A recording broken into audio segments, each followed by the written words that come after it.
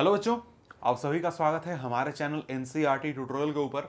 और यहाँ पर इस वीडियो में हम लोग पढ़ रहे हैं क्लास 8 साइंस के चैप्टर नंबर 2 को, जिसका नाम है माइक्रो ऑर्गेनिज्म फ्रेंड एंड फो। तो यहाँ पर इस चैप्टर को हम लोग पढ़ने वाले हैं एनसीईआरटी बुक की मदद से, लाइन बाय लाइन एक्सप्लेनेशन के साथ। और यहाँ पर जो हमारा ये एनसीईआरटी होगा, ये नए सेशन का होगा, 2023-24 सेशन का। ठीक है, तो आइए इस चैप्टर को शुरू करते हैं। तो भाई चैप्टर का नाम आप क्या देख रहे हैं? चैप्टर का नाम है माइक्रो ऑर्गेनिजम्स फ्रेंड एंड फो। तो यहां पर इस चैप्टर में हम बात करने वाले हैं माइक्रो ऑर्गेनिज्म के बारे में, कि वो किस प्रकार से हमारे फ्रेंड हैं और किस प्रकार से हमारे वो दुश्मन हैं। तो भाई माइक्रो ऑर्गेनिज्म का मतलब क्या होता है, ये किसकी बात यहां पर हम लोग कर रहे हैं? तो यहां पर अगर मैं शॉर्ट में आपको समझाने की कोशिश करूं तो देखिए, जब आप अपने आसपास की दुनिया देखते हैं तो वहां पर आपको तरह तरह के जीव जंतु हैं, प्राणी हैं जो कि रहते हैं। जनरली आप देखते क्या हैं? जनरली आप देखते हैं कोई जानवर देखते हैं, कोई पेड़ पौधा देखते हैं, इंसानों को देखते हैं, या फिर कई सारे कीड़े मकोड़े देखते हैं। तो ये जो जीव जंतु हैं, इनके अलावा भी हमारी दुनिया में बहुत प्रकार के ऐसे जीव जंतु भी हैं जिनको हम अपनी नंगी आंखों से नहीं देख सकते हैं, जो कि बहुत ही ज्यादा स्मॉल साइज के होते हैं। मतलब वो एक प्रकार से माइक्रोमीटर के साइज के होते हैं। उनको देखने के लिए आपको लेंस का या फिर माइक्रोस्कोप का या फिर मैग्नीफाइंग ग्लास का यूज करना पड़ता है। तो उन सभी ऑर्गेनिज्म की बात यहां पर हम इस चैप्टर में करने वाले हैं। तो आइए इस चैप्टर को पढ़ते हैं और धीरे धीरे आपको पूरी तरीके से समझ में आ जाएगा कि ये माइक्रो ऑर्गेनिज्म क्या होते हैं, किनकी बात यहां पर की जा रही है। यहां पर क्या कहता है? कहता है कि you have seen several kinds of plants and animals, however there are other living organisms around us which we normally can not see. यहां पर यही बात कहता है जो मैंने कहा कि भाई देखो, आप अपने आसपास बहुत सारे पेड़ पौधे, बहुत सारे जानवरों को देखते हो, लेकिन बहुत सारे ऐसे लिविंग ऑर्गेनिज्म भी हैं जिनको कि आप नंगी आंखों से नहीं देख पाते हो। क्यों? क्योंकि उनका साइज छोटा होता है। ठीक है, कहता है कि these are called micro organism और माइक्रोब्स। इन ऑर्गेनिज्म को, जिनका साइज की बहुत छोटा होता है ना, इनको माइक्रो ऑर्गेनिज्म कहा जाता है, या फिर इनके लिए माइक्रोब शब्द का भी यूज होता है। जैसे कहता है कि for example, you might have observed that during the rainy season moist bread gets spoiled and its surface gets covered with grayish white patches।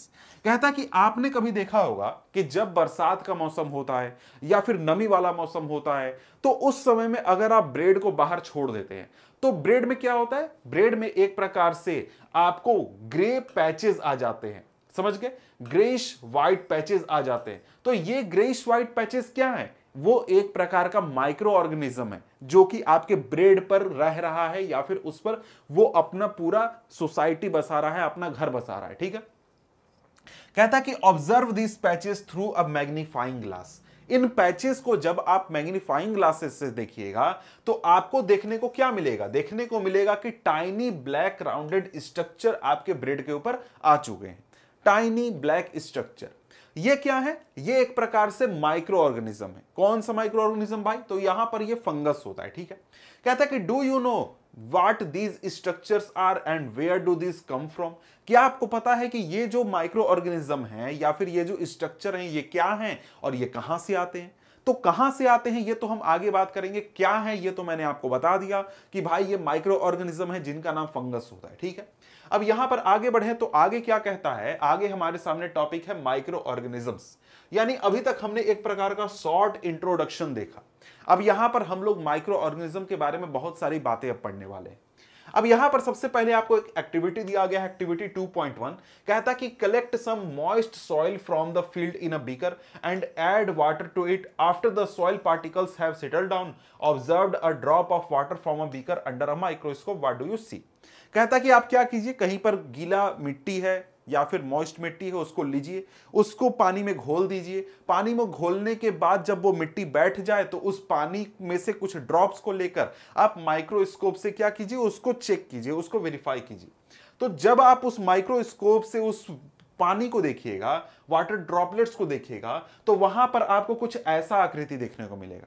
यहां पर क्या है? यहां पर आप जब माइक्रोस्कोप से जूम करेंगे तो आपको बहुत सारे पार्टिकल्स दिखेंगे, टाइनी पार्टिकल्स दिखेंगे, जिसमें से कुछ पार्टिकल्स आपको मिट्टी के पार्टिकल्स हैं, ऑर्गेनिक मैटर है। इसके अलावा बहुत सारे यहां पर आपको लाइफ दिखेगा। बहुत सारे आपको टाइनी ऑर्गेनिज्म दिखेंगे जो कि मूव करेंगे, इधर उधर चलते हुए दिखेंगे। जैसे कि आपको बैक्टीरिया दिखेगा, फंगस दिखेगा, या फिर और भी ऑर्गेनिज्म होते हैं जैसे प्रोटोजोआ दिखेगा, और भी बहुत तरीके के जीव जंतु यहां पर आपको विचरण करते हुए अपना जीवन जीते हुए आपको दिख जाएंगे। ठीक है, अब यहां पर आगे बढ़े तो आगे दूसरा एक्टिविटी आपको बोलता है। दूसरा एक्टिविटी क्या करना है, यहां पर आपको पॉन्ड में से फ्यू ड्रॉप्स लेना है और इसको ग्लास स्लाइड पर स्प्रेड करके माइक्रोस्कोप से चेक करना है। जब आप पॉन्ड के वाटर को चेक कीजिएगा तो वहां पर भी इसी प्रकार के बहुत सारे टाइनी ऑर्गेनिज्म आपको दिखेंगे जो कि अपना जीवन जी रहे हैं। जैसे कि ये एक टाइनी ऑर्गेनिज्म है, ये भी ऑर्गेनिज्म है, यहां पर ये सारे भी ऑर्गेनिज्म हैं, और इसके साथ ही यहां देखें तो ये भी ऑर्गेनिज्म है। मतलब कई सारे आपको नॉर्मल पार्टिकल्स भी मिलेंगे और बहुत सारे आपको माइक्रो ऑर्गेनिज्म भी दिख जाएंगे। तो यही वो माइक्रो ऑर्गेनिज्म है जो कि हमारे लाइफ के आसपास जी रहे होते हैं। अब ये कहां जीते हैं भाई, कहीं भी हो सकते हैं। जैसे मैं यहां पर खड़ा हूं, हो सकता है मेरे स्किन के ऊपर भी कोई माइक्रो ऑर्गेनिज्म हो, मेरे कमरे में भी कहीं पर कोई माइक्रो ऑर्गेनिज्म हो, मेरे पास का तालाब में भी माइक्रो ऑर्गेनिज्म हो, या फिर मेरे घर के बाहर जो मिट्टी है वहां पर भी माइक्रो ऑर्गेनिज्म हो सकता है। कहीं भी माइक्रो ऑर्गेनिज्म हो सकता है। ठीक है, आगे कहता है कि these observations show that water and soil are full of tiny organism, though not all of them fall into category of microbes। कहता है कि इन सभी चीजों को देखने के बाद, यानी जो सॉइल को हमने देखा माइक्रोस्कोप से, साथ में हमने पॉन्ड के वाटर को देखा, तो उससे हमें पता चलता है कि जो यहां पर सॉइल है और साथ में वाटर है वहां पर बहुत सारे टाइनी ऑर्गेनिज्म रहते हैं, लेकिन इन सभी टाइनी ऑर्गेनिज्म को हम माइक्रोब्स नहीं कह सकते। मतलब दुनिया में जितने भी छोटे छोटे ऑर्गेनिज्म है ना, उन सबको हम माइक्रोब नहीं कह सकते हैं। उसमें कुछ कंडीशन है, उसमें कुछ एक्सेप्शन है, वो हम आगे देखेंगे। कहता है कि these माइक्रो ऑर्गेनिज्म और microbes are so small in size that they can not be seen with the unaided eyes. कहता है यही चीज जो मैंने आपको शुरू से कहा कि ये जो माइक्रो ऑर्गेनिज्म होते हैं इनका साइज इतना ज्यादा छोटा होता है कि हम इनको नंगी आंखों से नहीं देख सकते। अनएडेड आई का मतलब कि बिना कोई लेंस लगाए, बिना कोई माइक्रोस्कोप का यूज करे हम इनको नहीं देख सकते।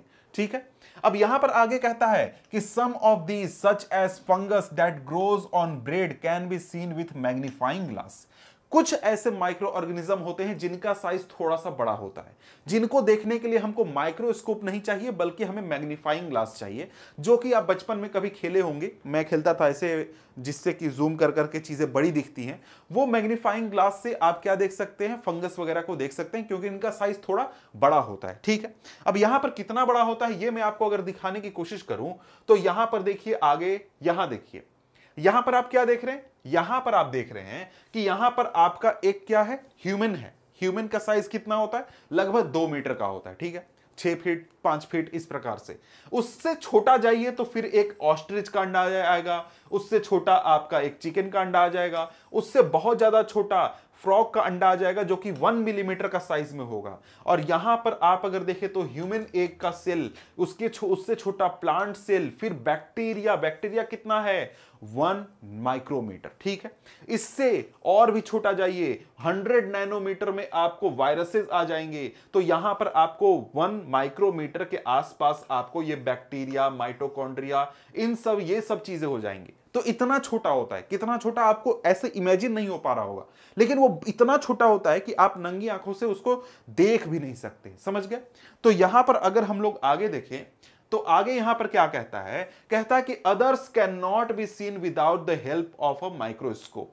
यहां पर क्या कह रहा है कि देखो, फंगस को आप मैग्नीफाइंग ग्लास से देख सकते हो, लेकिन जो दूसरे माइक्रो ऑर्गेनिज्म हैं उनको आपको देखने के लिए माइक्रोस्कोप का जरूरत पड़ेगा। इसीलिए इन ऑर्गेनिज्म को हम लोग माइक्रो ऑर्गेनिज्म कहते हैं या फिर माइक्रोब्स कहते हैं।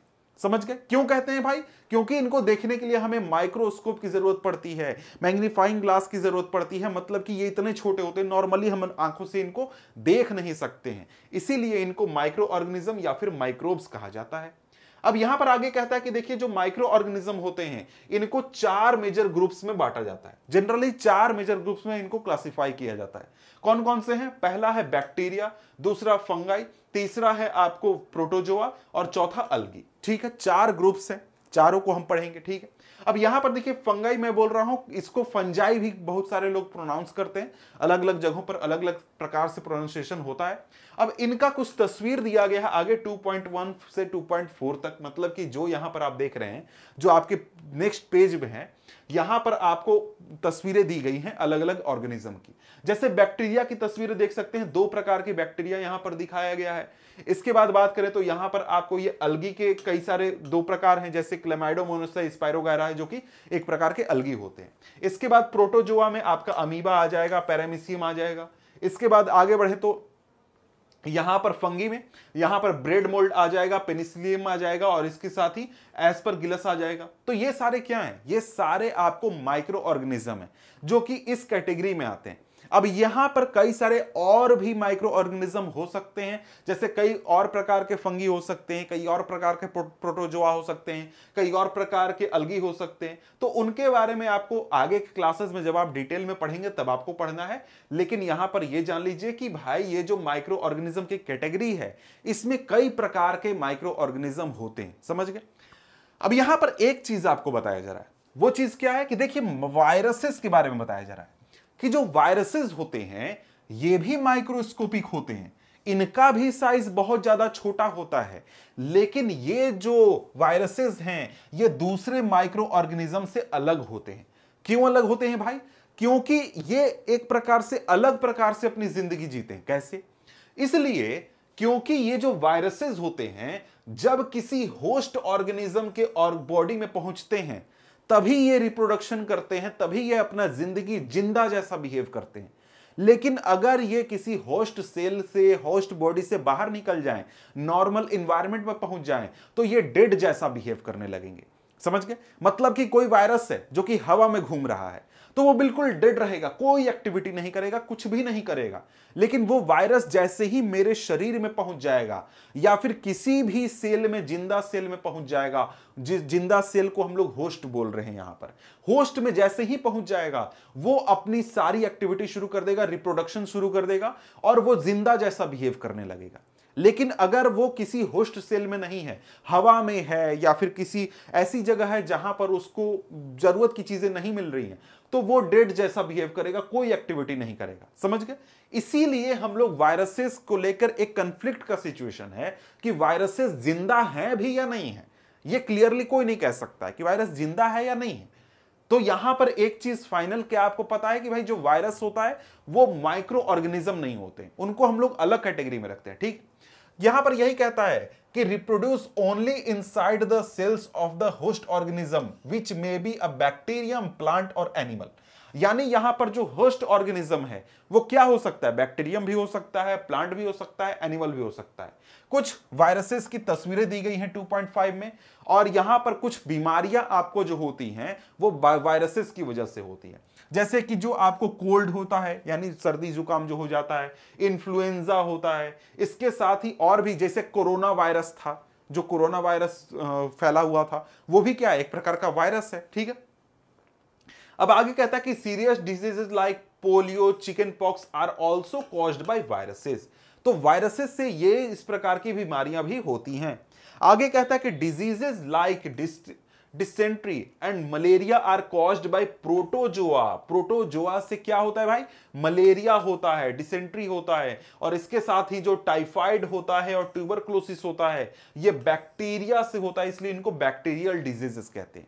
अब ये चीजें तो हम आगे और भी अच्छे से पढ़ेंगे कि कौन से ऑर्गेनिज्म से कौन सी बीमारी होती है और उन ऑर्गेनिज्म से हमको फायदा क्या होता है। ठीक, अब यहां पर आगे देखें तो आगे क्या कहता है? कहता है कि you have learned about some of these organism, micro organism in class 6 and 7 में कुछ चीजें आप पढ़ चुके हैं।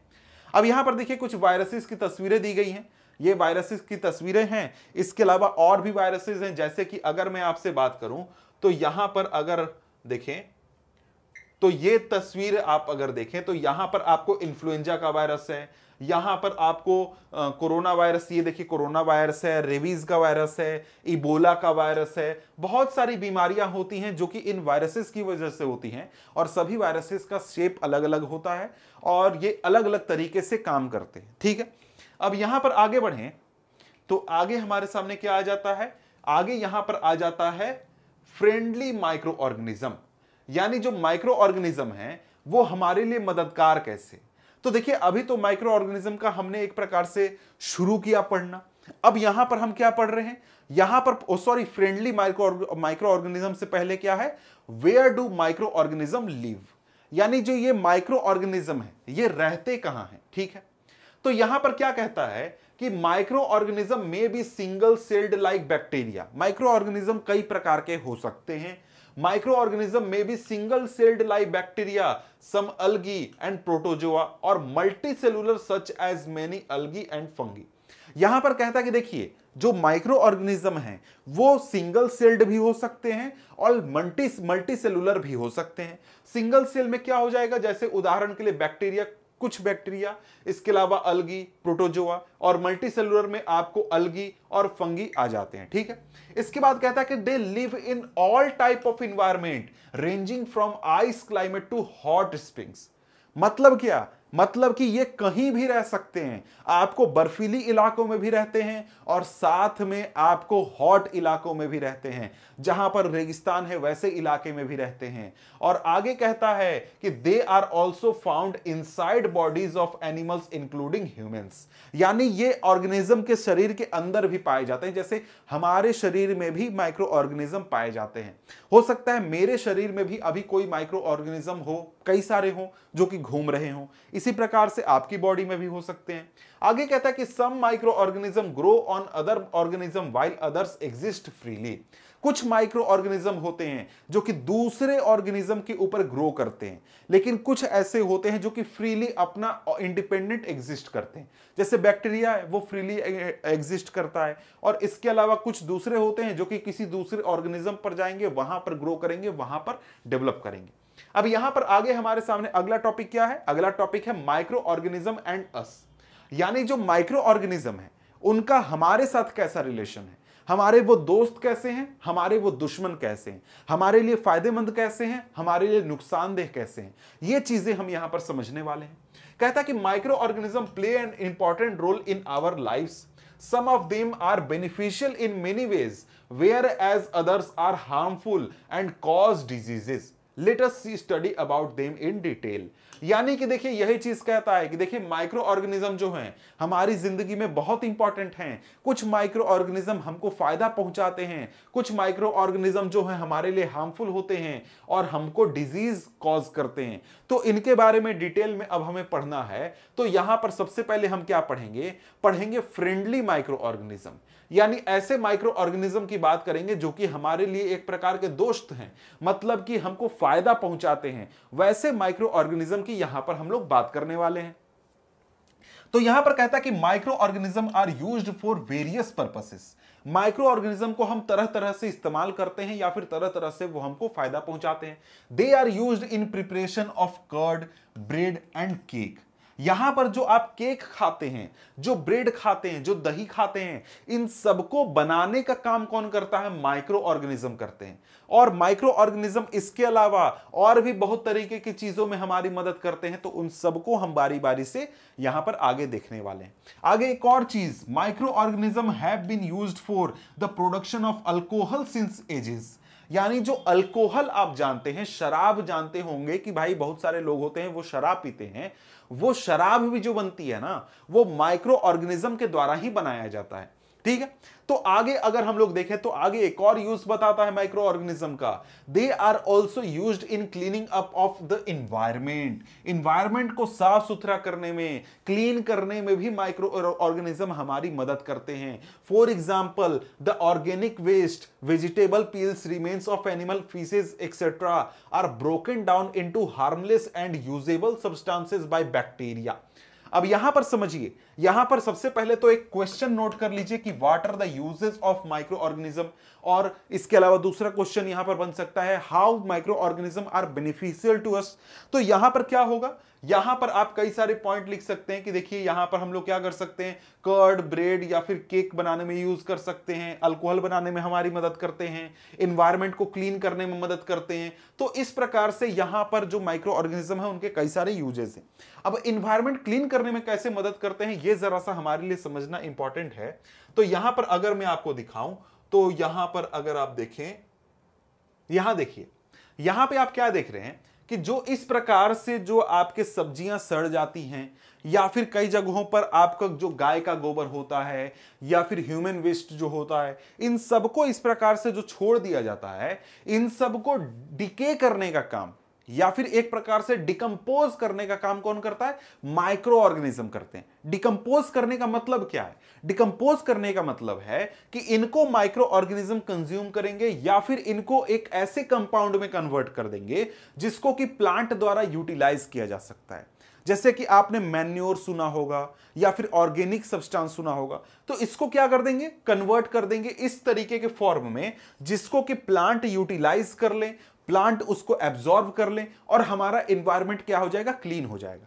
तो कभी आप देखते होंगे कि अगर इस प्रकार के वेस्ट मटेरियल कहीं पर आप अगर फेंक दें, मतलब कहीं शहर में हम फेंकने की बात नहीं कर रहे हैं, अगर कहीं मिट्टी के इलाके में फेंक दें तो कुछ दिनों के बाद ये सड़कर सूख करके गायब हो जाएगा। कहां गायब हो जाएगा भाई? जो माइक्रो ऑर्गेनिज्म है इन्होंने क्या कर दिया? डिकम्पोज कर दिया, इनको मैन्योर में कन्वर्ट कर दिया या फिर ऑर्गेनिक सब्सटेंसेस में कन्वर्ट कर दिया जिसको कि प्लांट यूज कर सकते हैं। और इस प्रकार से हमारा जो माइक्रो ऑर्गेनिज्म है उन्होंने इन्वायरमेंट को क्लीन करने में मदद किया। अब यहां पर सिर्फ ये प्लांट के वेस्ट नहीं हो सकते हैं, बल्कि कोई एनिमल, कोई जानवर अगर मर गया, कहीं पर उसकी बॉडी पड़ी हुई है, तो उसको भी डिकम्पोज करने का काम कौन करता है? माइक्रो ऑर्गेनिज्म करते हैं। कुछ समय तक अगर वो डेड बॉडी पड़ी हुई रहेगी तो उसको माइक्रो ऑर्गेनिज्म क्या करेंगे? खत्म कर देंगे, उसको गायब कर देंगे। वहां पर कैसे? डिकम्पोज करके उसको। ठीक है, तो यहां पर अगर हम लोग आगे देखें तो आगे हमारे सामने क्या है? आगे यहां पर यही कहता है कि recall that bacteria are also used in the preparation of medicine. यानी जो बैक्टीरिया है उसको हम लोग मेडिसिन में भी यूज कर सकते हैं। यानी ऊपर क्या बताया? ऊपर हमने देखा कि जो माइक्रो ऑर्गेनिज्म होते हैं वो हमको फूड आइटम भी प्रोवाइड करते हैं, शराब प्रोवाइड करते हैं, इसके अलावा ऑर्गेनिक वेस्ट को डिकम्पोज करने का काम करते हैं, एनवायरनमेंट को क्लीन करने का काम करते हैं, और साथ में यहां पर जो बैक्टीरिया होते हैं या फिर और भी दूसरे माइक्रो ऑर्गेनिज्म वो मेडिसिन बनाने में भी हमारी मदद करते हैं। और साथ में जो माइक्रो ऑर्गेनिज्म होते हैं वो सॉइल की फर्टिलिटी बढ़ाने में भी मदद करते हैं। जैसे कि जो नाइट्रोजन फिक्सेशन होता है वो माइक्रो ऑर्गेनिज्म के द्वारा किया जाता है, तो वो हमारे लिए बहुत ही इंपॉर्टेंट है, क्योंकि अगर नाइट्रोजन फिक्सेशन नहीं होगा, जो प्लांट्स है उनको नाइट्रोजन नहीं मिलने पाएगा और वहां पर जो प्लांट्स है, लेगुमिनस प्लांट्स है, वो ग्रो नहीं करने पाएंगे, जिससे कि हमको नाइट्रोजन नहीं मिलने पाएगा। ठीक है, मतलब कि नाइट्रोजन से बनने वाले कंपाउंड जो होते हैं, जैसे कि प्रोटीन जो होता है, वो हमारे शरीर को बहुत रिक्वायर्ड होता है और वो हमको नहीं मिलने पाएगा। अब यहां पर बारी बारी से सभी जो इंपॉर्टेंट यूजेस हैं प्लांट्स के, सॉरी माइक्रो ऑर्गेनिज्म के, उन सबको बारी बारी से हम लोग समझते हैं। सबसे पहले यहां पर क्या है? Making of curd and bread, यानी कर्ड और ब्रेड बनने का काम कैसे किया जाता है माइक्रो ऑर्गेनिज्म के द्वारा, ये चीज हम लोग सबसे पहले समझ लेते हैं। यहां पर कहता है कि you have learned in class 7 that milk is turned into curd by bacteria. आपने क्लास 7 में पढ़ा है कि जो मिल्क है उसको कर्ड में कन्वर्ट कौन करता है? बैक्टीरिया कन्वर्ट करता है। अब उसके लिए एक आज जानकारी आपको दिया गया है, जिसमें कि पहेली है आपके चैप्टर में, वो क्या बात कर रही है? कहती है कि I saw that my mother added a little curd to warm milk to set curd for the next day, I wonder why. यानी कि यहां पर पहेली कहती है कि मैंने अपनी मां को देखा कि मेरी मां थोड़ा सा कर्ड गर्म दूध में डाल देती है ताकि वो दही बन जाए, अगले दिन दही तैयार हो जाए, कर्ड तैयार हो जाए। तो ऐसा क्यों करती है वो? तो उसका आंसर यहां पर यह है कि देखिए, जो कर्ड होता है उसमें कुछ बैक्टीरियाज होते हैं, जिसमें से एक बैक्टीरिया, खास बैक्टीरिया कौन सा होता है? वो है लैक्टोबैसिलस बैक्टीरिया, जो कि मिल्क को कर्ड में कन्वर्ट करने का काम करता है या फिर उसको एक प्रकार से कन्वर्ट करने में मदद करता है। तो यहां पर यही होता है कि जब कर्ड का एक छोटा सा हिस्सा, थोड़ा सा कर्ड मिल्क में डाला जाता है, गर्म मिल्क में, मतलब गर्म मतलब खौलता हुआ नहीं, हल्का सा गर्म मिल्क में क्या किया जाएगा? डाला जाएगा, तो ये लैक्टोबैसिलस अपना काम शुरू करेगा और मिल्क को कर्ड में कन्वर्ट करना शुरू कर देगा। ठीक है, इससे क्या होगा? इससे यहां पर मिल्क जो है वो कर्ड में कन्वर्ट हो जाएगा। समझ गए? अब इसके अलावा जो बैक्टीरिया होते हैं जो कि ये काम करते हैं, इसी प्रकार के बैक्टीरिया का यूज किया जाता है चीज बनाने में, जो कि आप खाते हैं, पिज्जा वगैरह खाते हैं जिसमें कि आपको चीज मिलता है, उसी चीज की बात की जा रही है। इसके अलावा जो पिकल्स होते हैं या फिर जो बहुत सारे दूसरे फूड आइटम हैं, वहां पर भी बैक्टीरिया बहुत ही हेल्पफुल होते हैं। ठीक है, आगे एग्जाम्पल में कहता है कि an important ingredient of rava, idli and bhatura is curd. तो यहां पर जब आप भटूरा बनाते हैं, जब आप रवा इडली बनाते हैं, तो वहां पर भी आप कर्ड डालने का काम करते हैं, दही डालने का काम करते हैं। क्यों भाई, ऐसा क्यों करते हैं? तो यहां पर यही सवाल पूछता है, कैन यू गेस व्हाई? तो कहता है कि bacteria and yeast are also helpful for fermentation of rice, idlis and dosa batter. अब यहां पर क्या कहता है कि देखिए, जब आप यहां पर क्या करेंगे, जब आप कोई जैसे भटूरा बना रहे हैं या फिर इडली बना रहे हैं, तो वहां पर जब आप दही ऐड करते हैं, तो दही में क्या है? दही में है बैक्टीरिया, ठीक है। अब ये बैक्टीरिया क्या करेगा, ये एक प्रकार से जो ये आपने डो तैयार किया है, जो आपने आटा तैयार किया है भटूरा का, इसमें साथ में ऐड हो गया, या फिर आप ईस्ट वगैरह भी यूज कर सकते हैं। तो यहां पर जब ये ऐड हो गया, तो ये क्या करना शुरू करता है? ये शुरू कर देता है इन एनएरोबिक रेस्पिरेशन। और एनएरोबिक रेस्पिरेशन में ये जो यहां पर बैक्टीरिया होते हैं, ये CO2 गैस को रिलीज करते हैं। और CO2 गैस रिलीज जब होता है, तो वो इस डो में पूरी तरीके से ट्रैप हो जाता है, यहीं पर फंसकर यहीं पर रह जाता है, और वो क्या हो जाता है, छोटा सा डो इतना बड़ा फूल जाता है। तो जो आप ब्रेड देखते हैं, जो कि ब्रेड पाव रोटी आप खाते हैं, उसमें आप इस प्रकार से स्पोर्स जैसा स्ट्रक्चर देखते हैं। यहां पर बहुत सारे एयर बबल्स होते हैं। तो ये क्या, किस चीज के एयर बबल्स है?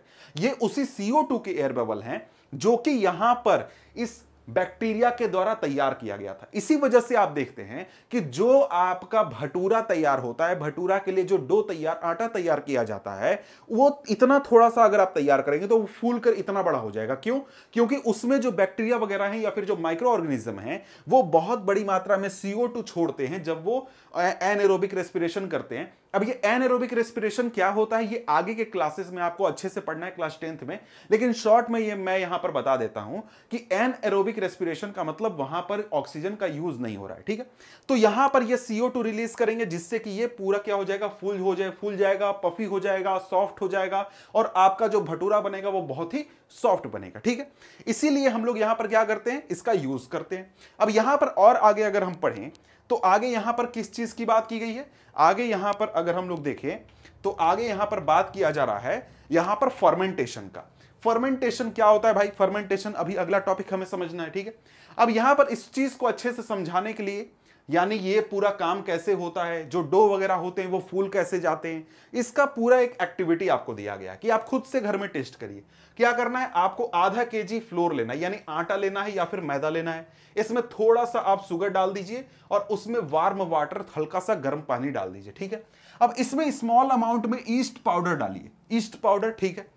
अब यहां पर जब आप क्या करिएगा, आटा को गूंथ दीजिएगा, नीड करिएगा और 2 घंटे तक इसको छोड़ दीजिएगा, तो ये जो मैदा या फिर आटा आपने तैयार किया था, ये फूल जाएगा, फूल का पूरा बड़ा सा हो जाएगा, जैसा अभी आपको मैंने तस्वीर में दिखाया था उस प्रकार का हो जाएगा। तो ऐसा क्यों होगा? ऐसा इसलिए होगा कि यहां पर जो ईस्ट है वो जब यहां पर पहुंचता है, जब इस डो में पहुंचता है, उसको वार्म वाटर मिलता है, शुगर मिलता है, तो ये क्या कर देता है, रैपिडली रिप्रोड्यूस करना शुरू कर देता है और साथ में CO2 गैस को छोड़ना शुरू कर देता है रेस्पिरेशन के दौरान।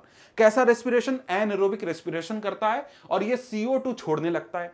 अब ये CO2 जो है, आपने देखा कि जो आटा है वो पूरा पैक है, ये CO2 बाहर नहीं निकलने पाता और उसी डो में, आटे में वो CO2 एयर बबल्स के रूप में ट्रैप हो जाता है, फंस जाता है, और उसी के वजह से ये जो पूरा डो है हमारा वो फूल जाता है, ठीक है। तो यहां पर यही कहता है कि bubbles of the gas fill the dough and increases its volume, ठीक है।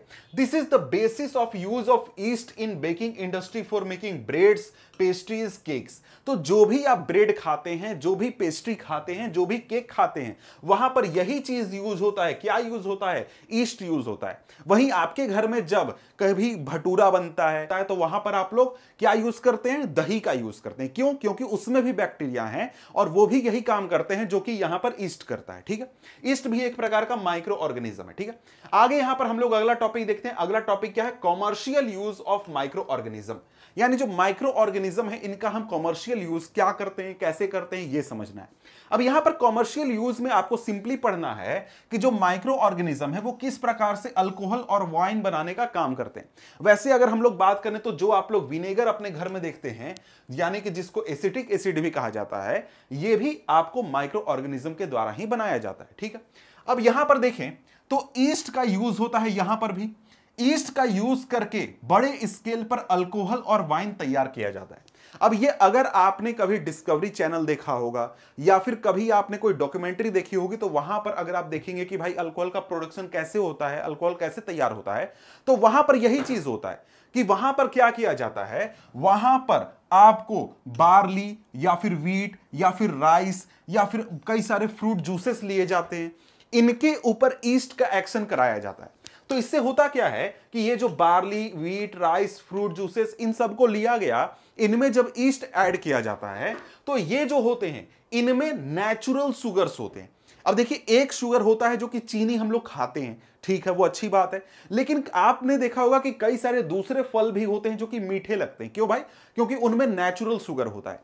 इसी प्रकार से आपके व्हीट, बार्ली, राइस, फ्रूट के जूसेस, इन सब में भी नेचुरल शुगर होता है, नेचुरली उनमें शुगर प्रेजेंट होता है। तो यहां पर क्या होता है, यहां पर ईस्ट इनके शुगर के ऊपर एक्शन करता है, शुगर के साथ रिएक्शन करता है और क्या करता है, अल्कोहल का या फिर वाइन का फॉर्मेशन करता है। ठीक है, अब यहां पर आपको एक्टिविटी दिया गया है।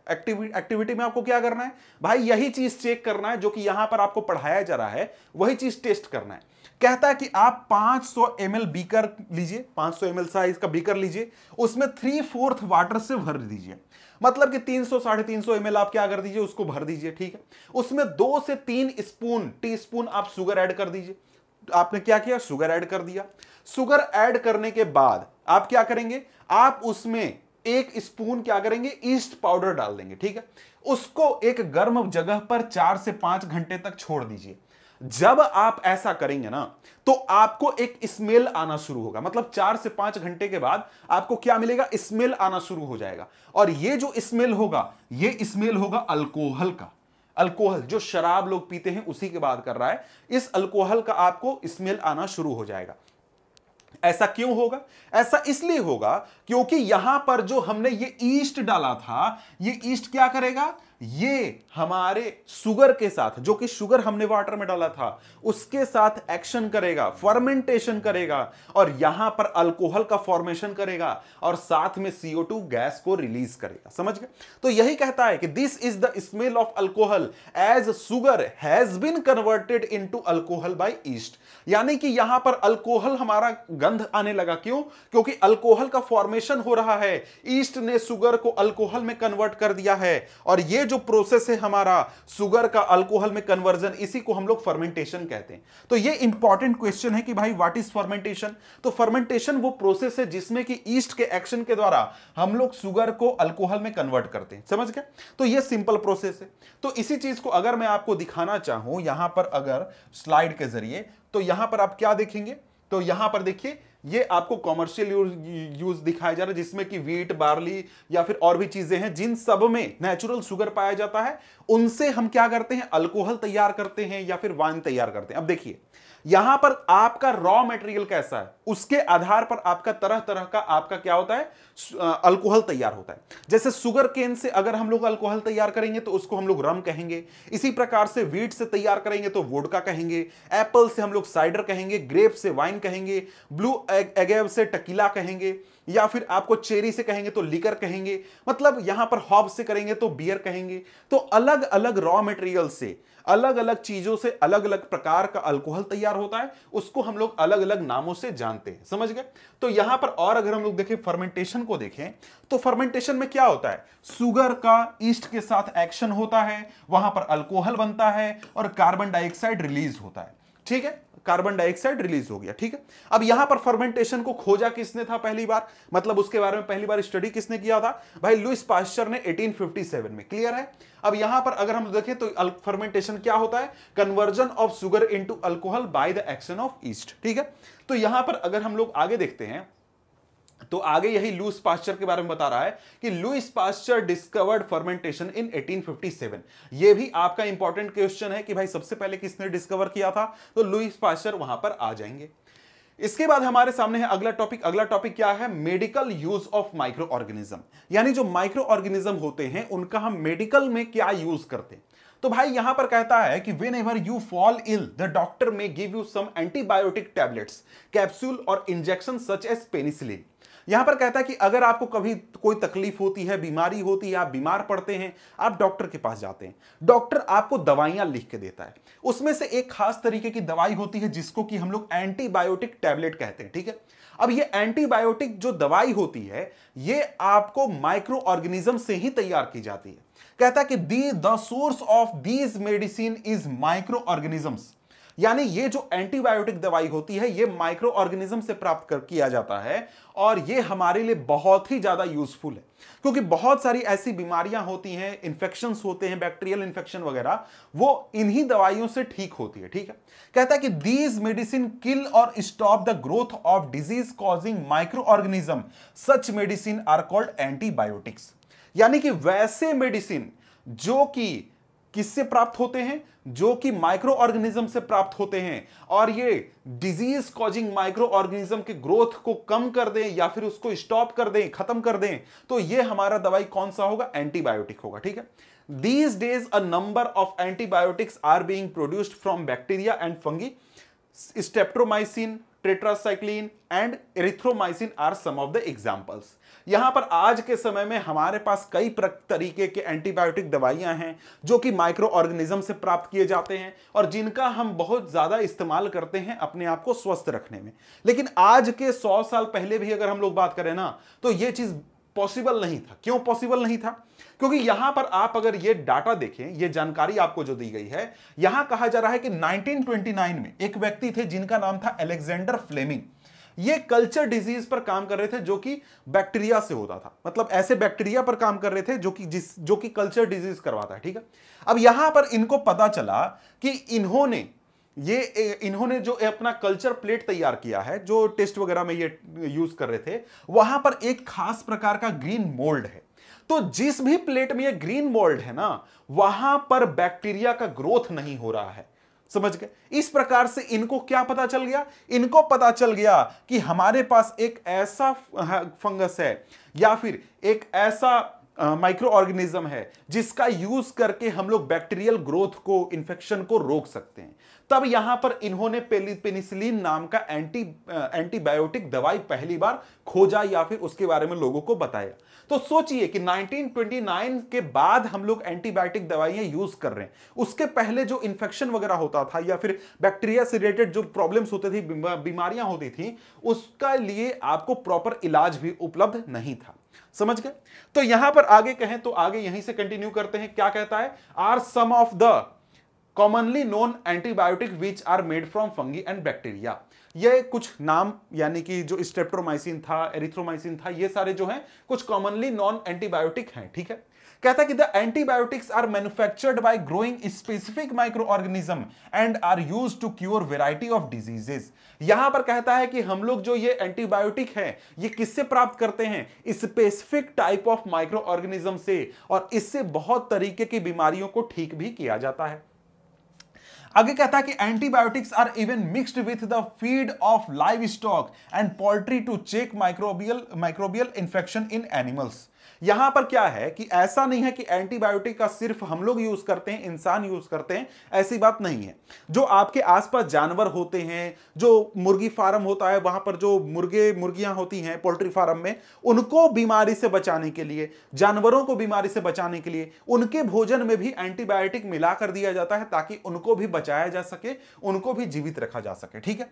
They are also use to control many plant diseases. इसी के साथ ही हम लोग यहां पर जो एंटीबायोटिक्स हैं उनको प्लांट डिजीज को भी रोकने में, ठीक करने में यूज करते हैं। समझ गए? आगे अगर हम लोग बढ़े तो क्या कहता है? कहता है कि it is important to remember that antibiotics should be taken only on the advice of qualified doctor. मतलब यहां पर एक आपको चीज बता रहा है कि देखो भाई, अगर कभी भी आपको दवाई खानी है, एंटीबायोटिक खाना है, तो क्वालिफाइड डॉक्टर के एडवाइस से ही खाइए, ठीक है। Also you must complete the course prescribed by doctor. यानी डॉक्टर ने अगर आपको कहा है कि भाई 3 दिन तक दवाई खाना है, तो आप 3 दिन तक ही खाइए, उसके पहले आपको रोकना नहीं है। ऐसा नहीं कि एक दिन में बीमारी ठीक हो गई तो आपने दवाई खाना छोड़ दिया, ऐसा कभी नहीं करना है।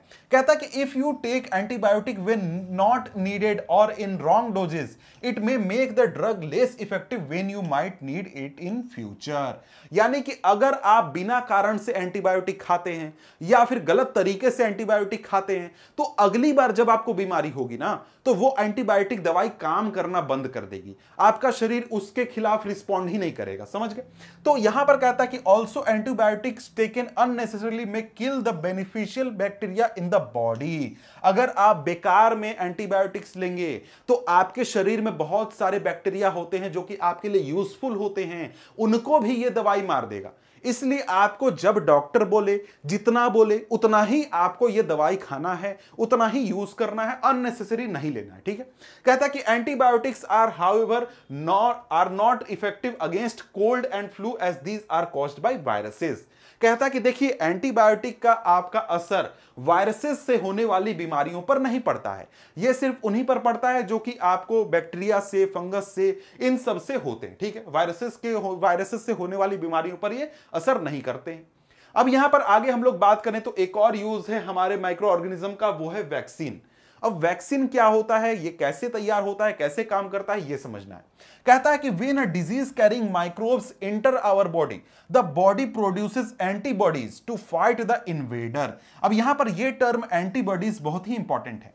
अब यहां पर देखिए, जो एक प्रकार से जो माइक्रोब हमारे शरीर में एंटर कर रहे हैं, मतलब कोई माइक्रोब है, वो बीमारी कॉज कर रहा है, वो हमारे शरीर में आया, तो उसको हम क्या कहेंगे? एंटीजन कहेंगे। क्या कहेंगे? एंटीजन कहेंगे। और हमारे शरीर में जो ऐसे सेल्स हैं या फिर एक ऐसा कंपोनेंट है जो कि इन एंटीजन से फाइट कर रहा है, यानी माइक्रोब्स से फाइट कर रहा है, उसको हम लोग क्या कहेंगे? एंटीबॉडी कहेंगे। क्या कहेंगे? एंटीबॉडी। ठीक है? तो ये दोनों टर्म को ध्यान से रखिए। एंटीजन जो बाहर से हमला कर रहा है, एंटीबॉडी हमारे शरीर का कंपोनेंट जो कि उनसे फाइट कर रहा है। ठीक है? अब हमारा शरीर क्या करता है? जब भी डिजीज कैरिंग कोई माइक्रोब हमारे शरीर में पहुंचता है तो हमारा शरीर एंटीबॉडी जनरेट करना शुरू कर देता है। जैसे अगर आपको पता है, आपके शरीर में कोई फंगस का बीमारी आया तो आपके शरीर को पता है कि इस बीमारी को खत्म करने के लिए कौन सा एंटीजन बनाना है, तो वो एंटीबॉडी बनाना है, तो वो शरीर उस एंटीबॉडी को बनाना शुरू कर देगा। फिर अगली बार कोई बैक्टीरिया से होने वाला बीमारी है और वो बैक्टीरिया हमारे शरीर में पहुंचा तो हमारा शरीर उसको खत्म करने वाला एंटीबॉडी क्या कर देगा? बनाना शुरू कर देगा। यानी जैसा बीमारी होता है वैसा एंटीबॉडी हमारा शरीर बनाता है, तैयार करता है, और इस प्रकार से हमारा शरीर जो है बाहर के बीमारियों से खुद को बचाने का काम करता है। ठीक है? अब यहां पर कहता है कि the body also remembers how to fight the microbe if it enters again. यहां पर आपका शरीर जो है वो बहुत ही तेज है। आपके शरीर को एक बार पता चल गया कि ये बैक्टीरिया वाला बीमारी है, ये बैक्टीरिया आएगा तो इसको कैसे मारना है, तो वो अगली बार जिंदगी भर के लिए याद रखता है कि ये बैक्टीरिया आएगा ना तो इसको इस तरीके से मारना है। ठीक है? ये जब हो जाएगा तो अगली बार वो बैक्टीरिया अगर आएगा तो आपका शरीर उसके खिलाफ एक प्रकार से इम्यून हो जाएगा। आसानी से आपके शरीर में जो मैकेनिज्म है वो उसको मार देगा, खत्म कर देगा, आपको कोई तकलीफ नहीं होगी। समझ गए? तो यहां पर कहता है कि इफ डेड और weakened microbes are introduced into a healthy body the body fights and kills the invading bacteria by producing suitable antibodies. कहता है कि अगर देखिए कोई बीमारी है, मान लीजिए कि कोई बीमारी बैक्टीरिया से होती है, वो एकदम जानलेवा है, खतरनाक है, लेकिन उस माइक्रोब को डेढ़ मात्रा में, मतलब कि मरा हुआ माइक्रोब अगर हमारे शरीर में डाल दिया जाए या फिर उसको वीक करके हमारे शरीर में डाल दिया जाए तो हमारा शरीर टेक्निक खोज लेगा कि कैसे उस माइक्रोब को मारना है, खत्म करना है। और एक बार उस माइक्रोब को हमारे शरीर ने मारना सीख लिया, हमारा शरीर जान जाएगा कि अगली बार अगर ये आएगा तो कैसे मारना है। समझ गए? तो हमारा शरीर क्या कर लेता है? एक प्रकार से खुद को इम्यून कर लेता है, कि सीख लेता है कि इस बीमारी का ये माइक्रोब है, ये आएगा तो इसको कैसे मारना है। और यही बेसिस होता है वैक्सीन का। समझ गए? The antibodies remain in the body and we are protected from the disease causing microbes forever. This is how a vaccine works. यानी यही वैक्सीन का आधार है। क्या आधार है भाई? यहां पर यह चीज है सिस्टम कि देखिए हमारे शरीर में जो यहां पर एक सेकेंड, यहां पर जो एंटीबॉडीज हैं जो कि बाहर के बीमारियों से प्रोटेक्ट करने का काम करते हैं। जैसे हमारे शरीर में कोई बीमारी आया, जैसे आप अगर उदाहरण ले लीजिए कोरोना वायरस का ले लीजिए, कोरोना का उदाहरण ले लेते हैं। आपको पता है कि कोरोना वायरस का वैक्सीन हमारे इलाके में, हमारे देश में सब जगह पर लोगों को लगाया जा रहा है। तो वो वैक्सीन क्या है? वो वैक्सीन रियलिटी में कोरोना वायरस का एक वीक वर्जन है, यानी कोरोना वायरस को ही कमजोर करके या फिर उसको डेड करके आपके शरीर में डाला जा रहा है। क्यों? क्योंकि आपके शरीर में जब यह वायरस पहुंचेगा डेड स्थिति में या फिर वीक स्थिति में, तो आपका शरीर इस वायरस से फाइट करेगा। फाइट करने के लिए एंटीबॉडी बनाएगा। आपके शरीर ने एक बार सीख लिया कि भाई इस वायरस को कैसे खत्म करना है, अगली बार जब ये वायरस आपके शरीर में पहुंचेगा तो आपके शरीर को पता होगा कि इसको कैसे मारना है। आपका शरीर खुद ब खुद antibody, specific type of antibody बनाना शुरू कर देगा जो कि इसको खत्म करने लगेगा, और आपका शरीर क्या हो जाएगा? इम्यून हो जाएगा। मतलब कि आपके शरीर में जब ये वायरस पहुंचेगा तब आप बीमार नहीं पड़िएगा, आपका शरीर को कोई तकलीफ नहीं होगा, आपको पता भी नहीं चलेगा। क्यों? क्योंकि आपके शरीर को पता है कि इस वायरस को कैसे मारना है। समझ गए? इसी प्रकार से वैक्सीन बनाया जाता है, इसी प्रकार से ये वैक्सीन काम करता है। वैक्सीन का काम क्या होता है? वैक्सीन एक डेड या फिर वीकेंड माइक्रोब होता है जो कि हेल्दी बॉडी में इंट्रोड्यूस किया जाता है। आप हेल्दी हैं, आपको कोरोना वायरस ने कोई असर नहीं किया। जो वायरस बना वो क्या है? एक वीक वायरस है, वैक्सीन जो बना वो क्या है? एक वीक वर्जन है हमारे इस कोरोना वायरस का। उसने क्या किया?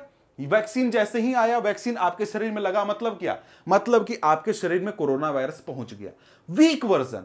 आपका शरीर ने क्या किया? बहुत ट्राई एरर किए कि भाई क्या करें, कैसे मारे इसको। उसने सीख लिया कि कौन सा एंटीबॉडी इसको मारता है, सीख लिया। अगली बार जब असली में ताकतवर आपका आएगा कोरोना वायरस आपके शरीर में, तो ये एंटीबॉडी बना लेगा आपका शरीर और इस यहां पर वायरस को खत्म कर देगा। या फिर बैक्टीरिया है तो बैक्टीरिया को खत्म कर देगा, फंगस है तो फंगस को खत्म कर देगा, और आपके शरीर को कोई भी प्रॉब्लम नहीं होगा, कोई भी तकलीफ नहीं होगा। इस प्रकार से ये जो वायरस है ये यहां पर काम करता है। ठीक है? कहता है कि सेवरल डिजीजेस इंक्लूडिंग कलरा, tuberculosis, small pox and hepatitis can be prevented by vaccination. यानी कि अगर आप एक बार वैक्सीनेशन ले लेते हैं तो आपको ये बीमारियां जिंदगी में कभी नहीं होगी। ठीक है? कहता है कि Edward Jenner discovered the vaccine for smallpox in 1798। 1798 में एडवर्ड जेनर द्वारा स्मॉल पॉक्स का वैक्सीन सबसे पहले खोजा गया था। ठीक है? अब यहां पर आगे कहता है कि in your childhood you must have been given injections to protect yourself against several diseases. यानी जब आप बच्चे थे तो आपको भी कई प्रकार के इंजेक्शन दिए गए थे ताकि आपको बहुत सारी बीमारियों से बचाया जा सके। अब आपको अपना बचपन तो याद नहीं होगा, लेकिन आपके अगर कोई छोटे भाई बहन भतीजे कोई भी हैं तो आपको यह पता होगा कि वो जब एकदम छोटे से थे, 6 महीने, 3 महीने, 8 महीने के थे, तब उनको कई सारे इंजेक्शन लगाए गए थे ताकि उनको कई सारी बीमारियों से बचाया जा सके। और वो क्या थे? वो भी एक प्रकार के वैक्सीन थे। क्यों वैक्सीन लगाए जा रहे थे? ताकि उनको आगे चलकर जीवन में कोई बीमारियों का सामना ना करना पड़े। वहां पर जैसे उदाहरण के लिए कौन कौन सी वैक्सीन लगते हैं? जैसे स्मॉल पॉक्स का वैक्सीन लगता है, हेपेटाइटिस का वैक्सीन लगता है, टीबी का वैक्सीन लगता है, कलरा का, और भी कई तरीके के कई सारे वैक्सीन लगते हैं। ठीक है? अब यहां पर बोलता है कि आप इन डिजीजेस का या फिर उन वैक्सीन का लिस्ट बना सकते हैं, तो ये आप बना लीजिएगा अगर आपको पता होगा तो, या फिर पता कर लीजिएगा अपने आसपास से। आगे कहता है कि it is essential to protect all children against these diseases. यानी कि सभी बच्चों को, सभी लोगों को इन बीमारियों से बचाना बहुत ही जरूरी है। Necessary vaccines are available in the nearby hospital. हर जगह के हॉस्पिटल में अवेलेबल है। You might have seen the advertisement of TV and newspaper regarding protection of children against polio under the pulse polio programme.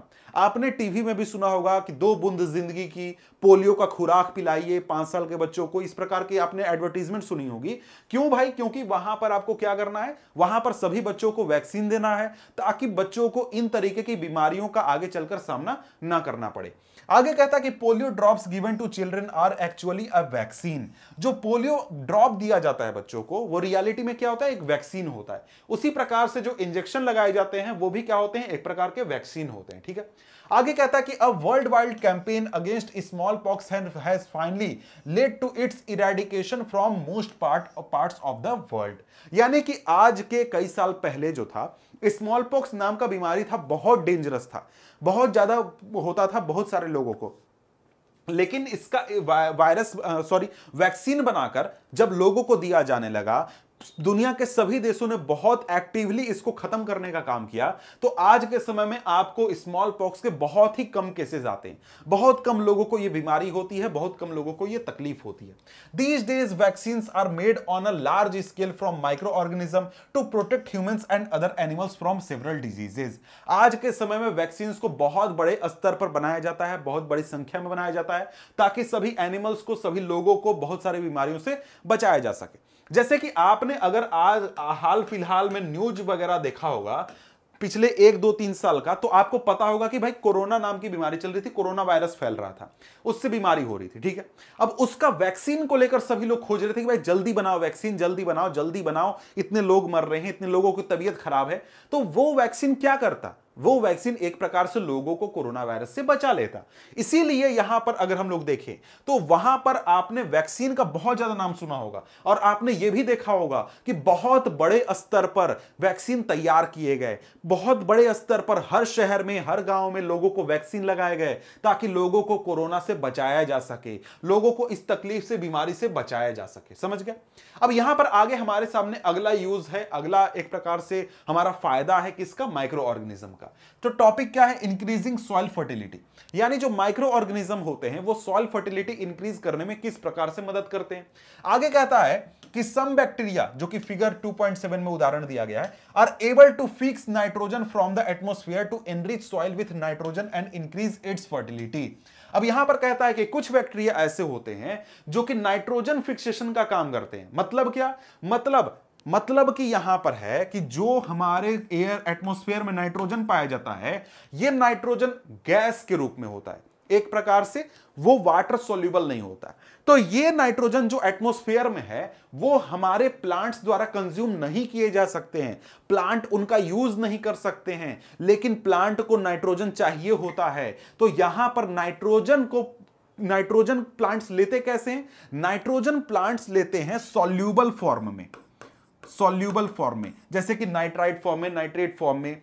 समझ गए? तो यहां पर नाइट्रोजन फिक्सेशन का मतलब क्या हुआ, या फिर नाइट्रोजन को फिक्स करने का मतलब क्या हुआ? मतलब कि ये जो एटमॉस्फेयर में नाइट्रोजन है, इस नाइट्रोजन को क्या किया जाएगा? यहां पर सॉल्यूबल फॉर्म में कन्वर्ट किया जाएगा।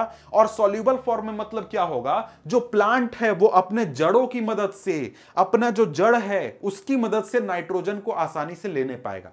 तो यहां पर जो माइक्रो ऑर्गेनिज्म होते हैं जो कि इस प्रकार से के फिक्सेशन का काम करते हैं, नाइट्रोजन फिक्सेशन का, उनका काम क्या होता है? उनका काम रियलिटी में यही है कि वो नाइट्रोजन को किस फॉर्म में कर देंगे? सॉल्यूबल फॉर्म में, ऐसे कंपाउंड के फॉर्म में कन्वर्ट कर देंगे जिसको कि प्लांट ले सकता है और यूज कर सकता है। समझ गए? वही उन्हीं के बारे में जो माइक्रोब्स ऐसा करते हैं उनको क्या कहा जाता है? Biological nitrogen fixers. समझ गए? अब यहां पर अगर हम लोग देखें तो नाइट्रोजन फिक्सिंग सियानोबैक्टीरिया है, ब्लू ग्रीन अलगी, दोनों को आप यहां पर देख सकते हैं, दोनों तस्वीरें। अब यहां पर अगर हम लोग आगे देखें तो आगे क्या है? Cleaning the environment. एनवायरमेंट को क्लीन करने में कैसे ये माइक्रो ऑर्गेनिज्म काम करते हैं, मदद करते हैं? तो कहता है कि Boojho and Paheli had observe the school gardener making manure along with their friends. They collected waste of plant, vegetable, fruit from nearby houses and gardens. They put them in a pit meant for waste disposal. After some time it decomposed and got converted to manure. बूझो and पहेली wanted to know how this had happened. यहां पर क्या हुआ? बूझो और पहेली अपने दोस्तों के साथ क्या देख रहे थे? स्कूल गार्डनर को देख रहे थे कि भाई स्कूल, उनके स्कूल का जो गार्डनर है वो क्या कर रहा है? मैन्योर तैयार कर रहा है। ठीक है। अब इन्होंने क्या किया? अपने दोस्तों के साथ मिलकर प्लांट, वेजिटेबल या फिर फ्रूट के जो भी वेस्ट थे आसपास के घरों में, उनको कलेक्ट किया, उनको कलेक्ट करके लाया, उनको एक पिट में जमा किया। वहां पर इन्होंने क्या किया? इनको डिकम्पोज होते हुए देखा। यानी जो ये वेस्ट मटेरियल थे ये क्या बन गए? मैन्योर बन गए। तो कैसे बन गए भाई? तो उसके लिए आपको यहां पर एक्टिविटी है, 2 पॉट लेना है, ए और बी नाम लिख देना है, उसमें आधा भर देना है सॉइल। पॉट ए में आपको प्लांट वेस्ट डालना है और पॉट बी में आपको ग्लास बोतल वगैरह डालने हैं, और इनको ऑब्जर्व करना है 3 से 4 हफ्तों तक। ठीक है। तो यहां पर क्या ऑब्जर्व किया आपने, क्या सीखा? तो यहां पर यही पूछता है, do you find any difference in the content of 2 pot? If so what is the difference? You will find that plant waste in pot A has been decomposed. आप जब देखेंगे, दोनों पॉट को कंपेयर करेंगे, एक ए पॉट में क्या है? प्लांट वेस्ट है, बी पॉट में क्या है? प्लास्टिक वेस्ट है। ठीक है। तो दोनों पॉट को आप देखेंगे तो आपको पता चलेगा कि पॉट ए जो है जिसमें कि प्लांट वेस्ट था वो डिकम्पोज हो चुका है। लेकिन ये डिकम्पोज क्यों हुआ? कहता है कि the plant waste has been converted into manure by the action of microbes. यानी जो माइक्रोब्स हैं वो क्या कर रहे हैं? प्लांट वेस्ट को मैन्योर में कन्वर्ट कर दे रहे हैं। अब भाई क्यों हो रहा है, कैसे हो रहा है ये? तो यहां पर कहता है कि the nutrients released in the process can be used by plants again. यहां पर क्या होता है कि जो माइक्रोब्स होते हैं वो जो प्लांट वेस्ट है या फिर अगर कहीं एनिमल वेस्ट भी है उसको कंज्यूम करते हैं और इस प्रकार से उसको कन्वर्ट कर देते हैं नए कंपाउंड में, ऐसे कंपाउंड में जिनको कि प्लांट द्वारा यूज किया जा सकता है और हमारे एनवायरनमेंट के लिए जो बेटर है, एनवायरनमेंट के लिए यूजफुल है। ठीक है, कहता है कि did you notice that in pot be the polythene bags, empty glasses, bottle and broken toy parts did not undergo under any such change. The microbes could not act on them and convert them into manure. तो इसका कारण क्या है? Pot B में कुछ क्यों नहीं हुआ? पॉट बी में जहां पर प्लास्टिक वगैरह थे वहां पर कुछ इसलिए नहीं हुआ क्योंकि जो माइक्रोब्स थे वो उन पर काम नहीं करने पाए, उनको कन्वर्ट नहीं करने पाए, उनको एक प्रकार से डिकम्पोज नहीं करने पाए। समझ गए? तो यहां पर आगे कहता है कि you often see a large amount of dead organic matter in the form of decaying plants and sometimes dead animal on the ground. You find that they disappear after some time. आप अगर कहीं जाते होंगे रास्ते में आपको कई बार दिखता होगा कि कहीं पर बहुत सारा कचरा फेंका हुआ है जिसमें कि प्लांट का वेस्ट है या फिर आपको कोई पेड़ गिरा हुआ है या फिर पत्तियां गिरी हुई हैं या फिर जो लोग हैं उन्होंने कुछ फलों के छिलके वगैरह फेंक दिए हैं। जो इस प्रकार के वेस्ट है ना, अगर कहीं पर पड़ा हुआ है तो कुछ दिनों के बाद आपको देखने को मिलेगा कि वो सारे गायब हो गए। वो सारे गायब क्यों हो गए? क्योंकि यहां पर वो सारे क्या हो जाते हैं? डिकम्पोज हो जाते हैं। यहां पर यही कहता है कि this is because the microorganism decompose dead organic waste of plant and animal converting them into simple substances. This substances are again used by other plants and animals. These microorganism can be used to degrade the harmful and smelly substances and thereby clean up the environment. यानी microorganism क्या काम करते हैं? वो एक प्रकार से environment को क्लीन करने का काम करते हैं। कैसे क्लीन काम करने का काम करते हैं? जो भी सड़ा गला चीज होता है, डेड एंड डिकेइंग सब्सटेंस होता है, जैसे कोई जानवर मर गया, उसका कोई डेड बॉडी है, उसको डिकम्पोज कर देते हैं। डिकम्पोज करने का मतलब क्या? ऐसे कंपाउंड्स में कन्वर्ट कर देते हैं जो कि आपका एनवायरनमेंट में, आपके सॉइल में प्लांट द्वारा यूज किया जा सकता है या फिर आपके एनवायरनमेंट में यूजफुल है। समझ गए? तो ये एक प्रकार से जो माइक्रो ऑर्गेनिज्म होते हैं वो क्या करते हैं? क्लीन करने का काम करते हैं, एनवायरनमेंट को क्लीन करने का काम करते हैं। ठीक है, अब इसी चीज को अगर हम लोग आगे देखें और भी अच्छे तरीके से तो यहां पर अगर हम लोग देखें तो यही चीज है कि देखो भाई यहां पर ये सारे क्या हैं? इसी प्रकार के जो वेस्ट मटेरियल हैं, इनके ऊपर माइक्रोब्स आ जाएंगे, माइक्रो ऑर्गेनिज्म आ जाएंगे, इनको कंज्यूम करेंगे, डिकम्पोज करेंगे और नए कंपाउंड्स में कन्वर्ट कर देंगे जिनको कि सिंपली हम लोग मैन्योर वगैरह भी कहते हैं, जो कि प्लांट्स द्वारा यूज किए जा सकते हैं, प्लांट के लिए बेनिफिशियल हो सकते हैं। और ये यही प्रोसेस करके जो माइक्रो ऑर्गेनिज्म होते हैं वो हमारे एनवायरनमेंट को क्लीन भी कर देते हैं। समझ गए? तो इसी चीज को अगर मैं आगे बढ़ूं इसी टॉपिक के बाद तो आगे यहां पर क्या कहता है? आगे हमारे सामने है अब टॉपिक 2.4 हार्मफुल माइक्रो ऑर्गेनिज्म। यानी कि अभी तक हमने बात किया कि जो माइक्रो ऑर्गेनिज्म होते हैं वो हमारे लिए किस प्रकार से बेनिफिशियल होते हैं, लेकिन यहां पर इस टॉपिक में हमें जानना है, समझना है कि जो माइक्रो ऑर्गेनिज्म होते हैं वो हमारे लिए हार्मफुल कैसे होते हैं, वो हमें नुकसान कैसे पहुंचाते हैं, ये हम यहां पर समझेंगे। तो यहां पर एनसीईआरटी में कहता है कि micro organism are harmful in many ways. मतलब जो माइक्रो ऑर्गेनिज्म होते हैं वो हमारे लिए नुकसानदेह कई तरीके से होते हैं। कहता है कि some of the micro organism cause disease in human beings, plants and animals. कुछ माइक्रो ऑर्गेनिज्म ऐसे होते हैं जो कि हम एनिमल्स में, ह्यूमंस में और साथ में जो प्लांट्स होते हैं उनमें डिजीज यानी बीमारी कॉज करते हैं। Such disease causing microorganisms are called pathogens। यानी कि वैसे माइक्रो ऑर्गेनिज्म जो कि किसी ऑर्गेनिज्म में बीमारी कॉज करते हैं। ऑर्गेनिज्म मतलब किसकी बात हो रही है यहां पर? ह्यूमंस की, एनिमल्स की, प्लांट्स की, इन सब में वैसे माइक्रो ऑर्गेनिज्म जो कि बीमारी कॉज करते हैं उनको हम क्या कहते हैं? पैथोजन कहते हैं। ठीक है, some micro organism spoil food, clothing and leather. Let us study more about their harmful activities. यानी जो हमारे साथ माइक्रो ऑर्गेनिज्म रहते हैं वो माइक्रो ऑर्गेनिज्म कई प्रकार से हमारे लिए हार्मफुल हैं। कुछ माइक्रो ऑर्गेनिज्म हमारे शरीर में क्या करते हैं? बीमारी कॉज करते हैं, डिजीज होता है उनकी वजह से। कुछ क्या करेंगे, भोजन खराब कर देंगे, कुछ जो है क्लॉथ को खराब कर देंगे, कुछ लेदर को खराब कर देंगे। तो कई प्रकार से माइक्रो ऑर्गेनिज्म हमारे लिए हार्मफुल होते हैं। सबसे पहले हम लोग यहां पर देख लेते हैं disease causing micro organism in humans, यानी कि वैसे माइक्रो ऑर्गेनिज्म की बात यहां पर हम करेंगे जो ह्यूमंस में डिजीज कॉज करते हैं, ह्यूमंस को बीमारी कॉज करते हैं। अब यहां पर कहता है कि pathogens enter our body through the air we breathe, the water we drink और द फूड वी ईट। अब यहां पर पैथोजेंस कह रहा है, इसका मतलब आपने क्या समझा? मतलब अभी तुरंत हमने देखा कि वैसे माइक्रो ऑर्गेनिज्म जो कि हमें बीमारी कॉज करते हैं, ठीक है। अब ये पैथोजेंस हमारे शरीर में पहुंचते कहां से हैं? ये हमारे शरीर में पहुंचते हैं एयर की मदद से, मतलब जो एयर हम लोग ऐसे लेते हैं यहां से पहुंच जाएंगे, या फिर जो वाटर हम लोग ड्रिंक करेंगे उसकी मदद से पहुंच जाएंगे, या फिर जो भोजन हम लोग खाएंगे उससे भी हमारे शरीर में ये पैथोजेंस पहुंच सकते हैं। कहता कि they can also get transmitted by direct contact with an infected person और कैरीड बाय एन एनिमल।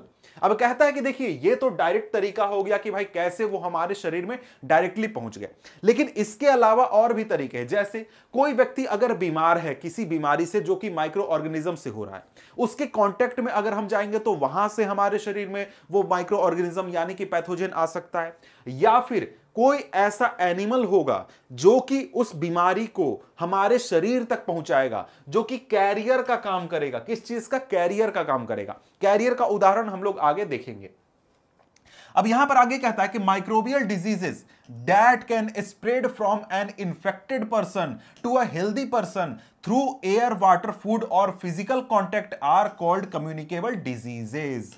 अब यहां पर एक क्वेश्चन, एक टर्म आया, क्या कम्युनिकेबल डिजीजेस क्या होते हैं भाई? तो ये एक उस प्रकार की बीमारियां हैं जो कि एक पर्सन से दूसरे पर्सन में ट्रांसमिट हो सकती हैं, कम्युनिकेट कर सकती हैं। कैसे? एयर की मदद से, वाटर की मदद से, फूड की मदद से, फिजिकल कांटेक्ट की वजह से। तो ऐसी बीमारियों को हम क्या कहते हैं? कम्युनिकेबल डिजीज कहते हैं। उदाहरण क्या होगा? जैसे आपको सर्दी जुकाम हो जाता है, चिकन पॉक्स हो गया, ट्यूबरक्लोसिस हो गया। ये ऐसी बीमारियां हैं जो कि एक आदमी से दूसरे आदमी को हो सकती हैं। लेकिन वही कुछ बीमारियां ऐसी होती हैं जो कि एक आदमी को अगर हो जाए तो उससे दूसरे व्यक्ति को नहीं हो सकता है। जैसे कि अगर हम लोग उदाहरण ले कैंसर का, तो कैंसर जो है बीमारी है, ऐसी बीमारी है वो एक व्यक्ति को होता है तो उसी को होगा, उसके आसपास अगर कोई है तो उसको फैल नहीं जाएगा। जैसे सर्दी हो तो क्या होता है? सर्दी आपको है, सर्दी जुकाम है, आपके आसपास कोई आपका दोस्त है या फिर आपके पेरेंट्स हैं और आप अगर छींक दें तो आपसे वो बीमारी पहुंच जाएगी अगले आदमी को भी, उसको भी हो जाएगा। लेकिन कैंसर में और कई सारी बीमारियां होती हैं, उनमें ऐसा नहीं होता है। उसमें आपके सामने कोई भी रहे, किसी भी तरीके से रहे, उसको ये कम्युनिकेट नहीं होंगे। तो यहां पर एक टर्म क्या हो गया? कम्युनिकेबल डिजीज, और दूसरा टर्म क्या हो गया? Non communicable diseases. तो इन दोनों को जरा सा हम लोग क्या करते हैं, देख लेते हैं। अब यहां पर अगर हम लोग बात करें तो कम्युनिकेबल डिजीज का मतलब क्या? मतलब कि जो कि ए स्प्रेड हो सकता है इन्फेक्टेड पर्सन से हेल्दी पर्सन तक, ठीक है।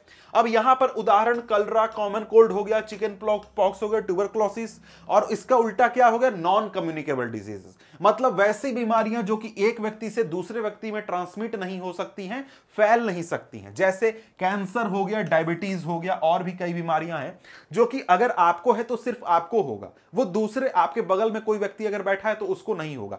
समझ गए? इसके बाद अगर हम लोग आगे बात करें तो यहां पर आगे क्या है? आगे यही चीज है। देखिए यहां पर ये तस्वीर आपको ज्यादा क्लियरली समझा रहा होगा कि ये इंफेक्शन कैसे होता है। जैसे यहां पर आप सिंपली देखें तो हो सकता है इनडायरेक्ट तरीका कि भाई यहां पर आपने कपड़ा या फिर जो फूड वगैरह है, भोजन वगैरह है, वो शेयर किया तो उससे हो जाएगा। हम कम्युनिकेबल डिजीज की बात कर रहे हैं। या फिर एयर के थ्रू आपके किसी हेल्दी पर्सन को पहुंच जाएगा। डायरेक्ट कांटेक्ट जब आप टच करेंगे या फिर कुछ होगा तब वो पहुंचेगा। या फिर कुछ एनिमल्स ऐसे हैं जैसे कि मॉस्क्यूटो होता है, वो क्या करता है? आपके शरीर से बीमारी को दूसरे शरीर तक पहुंचा देता है, दूसरे व्यक्ति तक। या फिर कहीं पर है वो पैथोजेन, तो उसको ले जाकर किसी आदमी तक पहुंचा देगा, उसको बीमारी कॉज कर देगा। अब उसका उदाहरण अभी तुरंत हम लोग देखने वाले हैं। तो और इसके अलावा कुछ जो कुत्ते वगैरह होते हैं, कुत्ते बिल्लियां होती हैं, वो रेबीज नाम का आपका वायरस होता है जो कि रेबीज बीमारी कॉज करता है। तो ये जो एनिमल्स है ये क्या करते हैं, ये बीमारी को, वायरस को कैरी करने का, यानी कि पैथोजेंस को कैरी करने का काम करते हैं। ठीक है, अब यहां पर आगे बढ़ें तो आगे हम लोग एनसीईआरटी में देखते हैं, तो एनसीईआरटी में क्या कह रहा है, कह रहा है आगे कि when a person suffering from common cold sneezes fine droplets of moisture carrying thousands of viruses are spread in air. यहां पर आपका एक उदाहरण दिया है, बोलता है कि कोई आदमी है जिसको कॉमन कोल्ड हुआ है, सर्दी जुकाम हुआ है, उसको भाई छींक आते हैं बहुत सारे, तो वो जब छींकता है तो उसके शरीर से जो वाटर के ड्रॉपलेट्स निकलते हैं उसके साथ साथ हजारों की संख्या में वायरस भी एयर में पहुंच जाता है, और अगर आसपास कोई व्यक्ति खड़ा है तो वो उस एयर को अपने शरीर में ले लेगा और उसको भी वो बीमारी हो जाएगा। कहता है कि द वायरस में enter the body of a healthy person while breathing and cause infection, यानी कि जब उस एयर को कोई एक हेल्दी पर्सन लेगा, इनहेल करेगा, तो उसको भी वो बीमारी हो जाएगी। अब यहां पर कहता है, ये बूझो है, वो सवाल पूछ रहा है कि then how do you prevent the spread of communicable diseases. यहां पर पहली बताती है कि we should keep a handkerchief on the nose and mouth while sneezing, it is better to keep a distance from infected persons. तो कैसे रोकिएगा भाई, अगर आपको सर्दी जुकाम हुआ है, कॉमन कोल्ड हुआ है, तो अगर आपको छींक आता है तो मुंह अपना ऐसा ढक ले, जिससे कि वो आपका जो वायरस है आपके शरीर में वो आपके आसपास के इलाके में ना फैले और किसी और को इन्फेक्ट ना करे। ठीक है, अब यहां पर आगे आपको कैरियर की बात की गई है। अब यहां पर वही चीज कहता है कि there are some insect and animal which act as carriers of disease causing microbes. कुछ एनिमल और इंसेक्ट ऐसे होते हैं जो कि कैरियर का काम करते हैं, मतलब कि बीमारी को एक जगह से दूसरी जगह, एक इन्फेक्टेड पर्सन से दूसरे इन्फेक्टेड पर्सन तक पहुंचाने का काम करते हैं। ठीक है, उन्हीं को हम क्या कहते हैं, कैरियर कहते हैं। उदाहरण के लिए यहां पर हाउस फ्लाई के बारे में बताया गया है कि house fly is one such carrier. The flies sit on the garbage and animal etc. Pathogens stick to the bodies, stick to their bodies. यहां पर क्या होता है कि जो हाउस फ्लाई होता है, जो मक्खी होती है, आपने देखा होगा कि वो हर जगह बैठते रहता है। तो वो जो मक्खी है जो कि आपके घर में बैठ रहा है, वो अगर घर के बाहर गया था तो घर के बाहर वो कचरे के ऊपर भी बैठा, कोई अगर वेस्ट, ह्यूमन वेस्ट है तो उसके ऊपर भी बैठा, और वहां पे जो बीमारियां थी, जो पैथोजेंस थे, वो उसके फीट में आकर अटैच हो गए। और वो हाउस फ्लाई जब आपके घर में आएगा, आपके घर के खाने के ऊपर बैठेगा या फिर आपके शरीर के ऊपर बैठेगा, तो उन वायरसेस को या फिर उन पैथोजेंस को आपके घर में, भोजन में या फिर आपके शरीर पर वो छोड़ देगा। इससे क्या होता है, इससे यहां पर जो फूड होता है, जो कि अनकवर्ड फूड जनरली हम लोग घर में रखते हैं, कभी कभी ढकते नहीं है भोजन को, तो उसमें क्या हो जाते हैं, मक्खी जब आते हैं तो वो अपने साथ बीमारियां लाकर छोड़ देते हैं, और ये चीज हमारे लिए हार्मफुल है। समझ गए?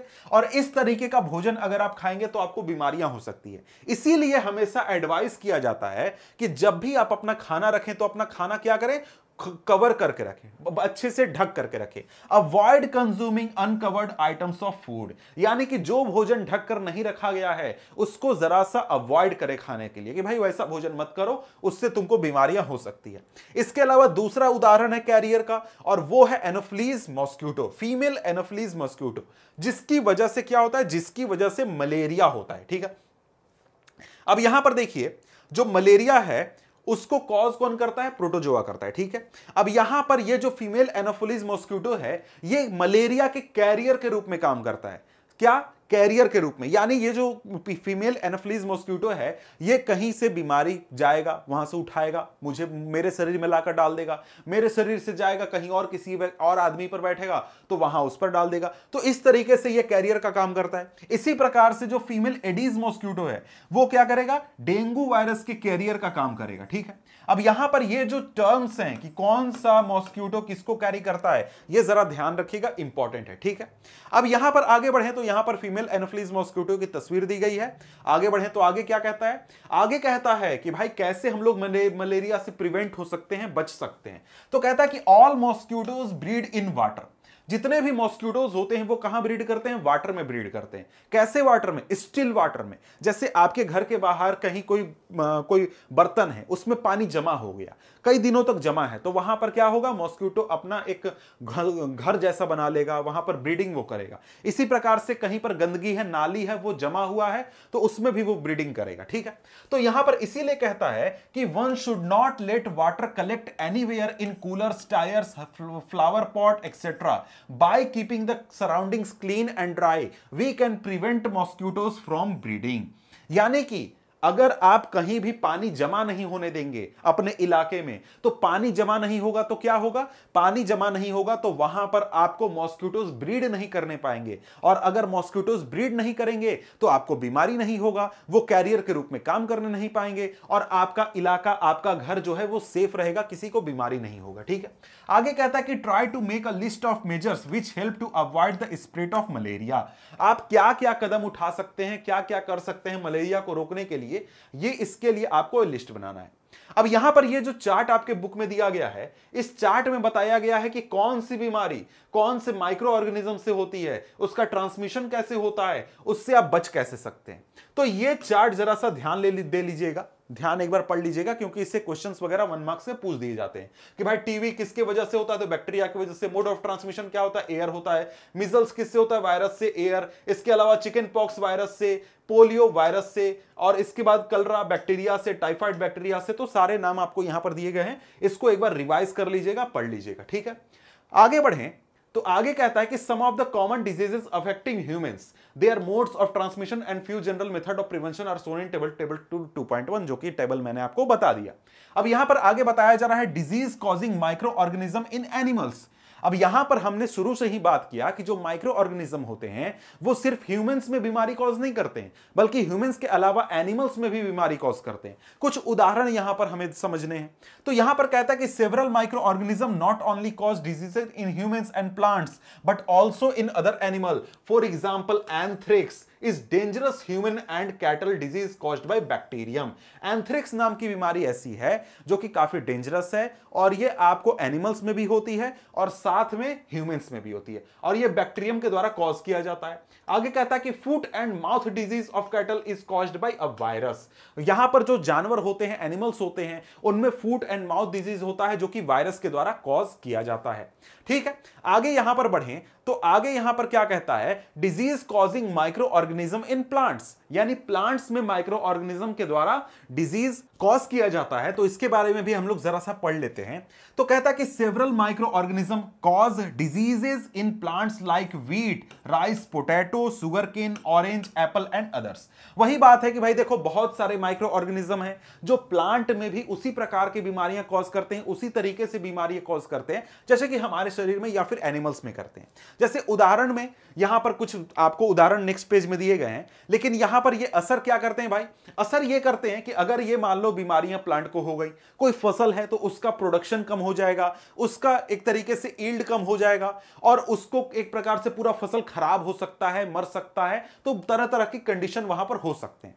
शॉर्ट में यहां पर 3 नाम दिए गए हैं 3 बीमारियों के, सिट्रस कैंसर बैक्टीरिया एयर से, रस्ट ऑफ व्हीट फंगी से, एयर और सीड से, yellow vein of mosaic of भिंडी वायरस से, इंसेक्ट से। ये सारे आपको उदाहरण यहां पर दिए गए हैं। अब यहां पर आगे बढ़े तो आगे हमारे सामने है क्या, आगे यहां पर फूड पॉइजनिंग है। ठीक है, अब ये फूड पॉइजनिंग क्या होता है इसको जरा सा समझते हैं। यहां पर कहता है कि Boojho was invited by his friend to a party and he ate a variety of food stuff. On reaching home he started vomiting and had to be taken to a hospital. यहां पर क्या हुआ कि बूझो जो है उसको उसके दोस्त ने पार्टी में बुलाया था। बूझो गया था पार्टी करने, उसने मजे में क्या किया, बहुत सारा भोजन खा लिया। अब उसने मजे में भोजन खाया, लेकिन जब वो वापस अपने घर पहुंचता है तो घर पहुंचने पर उसको उल्टी होने लगती है और बूझो को हॉस्पिटल जाना पड़ता है। वहां पर हॉस्पिटल में उसका डॉक्टर क्या कहता है, डॉक्टर कहता है कि भाई देखो यहां पर इसको ये सारा प्रॉब्लम हुआ है फूड पॉइजनिंग की वजह से, मतलब कि फूड पॉइजनिंग की इसको कंडीशन हो गई है। अब ये फूड पॉइजनिंग क्या होता है ये हमें समझना है। अब ये फूड पॉइजनिंग होता ये है कि देखिए, जो यहां पर फूड आइटम्स हैं, जो भी फूड आइटम है जो हम लोग खाते हैं, उस फूड आइटम में जो माइक्रो ऑर्गेनिज्म है उसको अगर स्पॉइल्ड कर दें, यानी कि उसके ऊपर वो बैठ जाए, उसके ऊपर उनका हमला हो जाए और वहां पर कुछ टॉक्सिक सब्सटेंस क्रिएट कर दे फूड में, तो वो भोजन हमारे खाने लायक नहीं रहता है, वो हमारे लिए टॉक्सिक हो जाता है, हार्मफुल हो जाता है। और जब इस प्रकार के माइक्रोब्स द्वारा अटैक किए गए भोजन को हम लोग कंज्यूम करते हैं, खाते हैं, तो उससे हमारा जो डाइजेस्टिव सिस्टम है उसमें प्रॉब्लम होता है, हमको हमको एक प्रकार से बहुत तरीके से नुकसान होता है, तकलीफ होती है, ठीक है। यहां पर यही कहता है कि micro organism that grow on our food sometime produce toxic substances. क्या होता है कि जो माइक्रो ऑर्गेनिज्म है जो कि हमारे फूड में पहुंच चुके हैं, फूड में लग चुके हैं, वो कई बार भोजन में टॉक्सिक सब्सटेंसेस क्रिएट कर देते हैं, और जब उस भोजन को हम लोग क्रिएट खाते हैं तो वो हमारे लिए हार्मफुल होता है, हमको हानि पहुंचाता है। और हानि पहुंचाना ऐसा नहीं कि थोड़ा मोड़ा का बात हो रहा है, यहां पर इससे सीरियस इलनेस हो सकता है। जनरली क्या होता है, जनरली कि अगर आपको फूड पॉइजनिंग होगा तो आपको जो लेटिंग है वो होने लगेगा डायरेक्ट, मतलब कि पेट आपका खराब हो जाएगा, उल्टियां होने लगेंगी, और ये इतना सीरियस कंडीशन हो सकता है कि आपको डायरिया हो जाए, या फिर आगे चल के आपको डेथ की भी कंडीशन हो सकती है अगर समय पर आपको ट्रीटमेंट नहीं मिलता है। इसलिए ये प्रॉब्लम बहुत बड़ा है। इसीलिए कहा जाता है कि हम लोग अगर कोई भी भोजन खा रहे हैं या भोजन बना रहे हैं तो भोजन को सेफली रखना बहुत ही जरूरी है, क्योंकि अगर उसको हम लोग सेफली नहीं रखेंगे, उस पर अगर माइक्रोब्स का हमला हो जाता है तो फूड जो हो जाएगा वो स्पॉइल हो जाएगा और वो हमारे लिए हार्मफुल हो जाएगा, जहर का काम करेगा। इसीलिए ये इसको हम लोग क्या कहते हैं, फूड पॉइजनिंग कहते हैं। अब यहां पर आगे बढ़े तो टॉपिक क्या है, टॉपिक नंबर 2.5 है फूड प्रिजर्वेशन। यानी कि हमने देखा कि भाई देखो, फूड जो है उसके ऊपर माइक्रोब्स का हमला हो सकता है। माइक्रोब्स अगर उस पर आ गए तो हमारे लिए नुकसानदेह हो सकता है, हमारी जान तक जा सकती है, बहुत तरीके के प्रॉब्लम हो सकते हैं।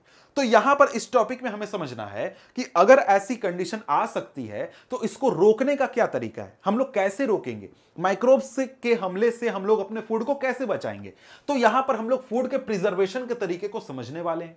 तो यहां कहता है कि in chapter 1 we have learned about the methods used to preserve and store grains. Chapter 1 में हमने समझा था कि भाई ग्रेन्स को कैसे प्रिजर्व किया जाता है, क्या क्या मेथड अपनाए जाते हैं। और यहां पर हम लोग क्या समझने वाले हैं, यहां पर हम लोग समझने वाले हैं कि जो हम लोग का कुक्ड फूड होता है, यानी जो तैयार भोजन होता है, जो कि आज हम लोग खाने के लिए यूज करते हैं, या फिर रेडी टू ईट आइटम जो होते हैं, उनको कैसे हम लोग प्रिजर्व करते हैं।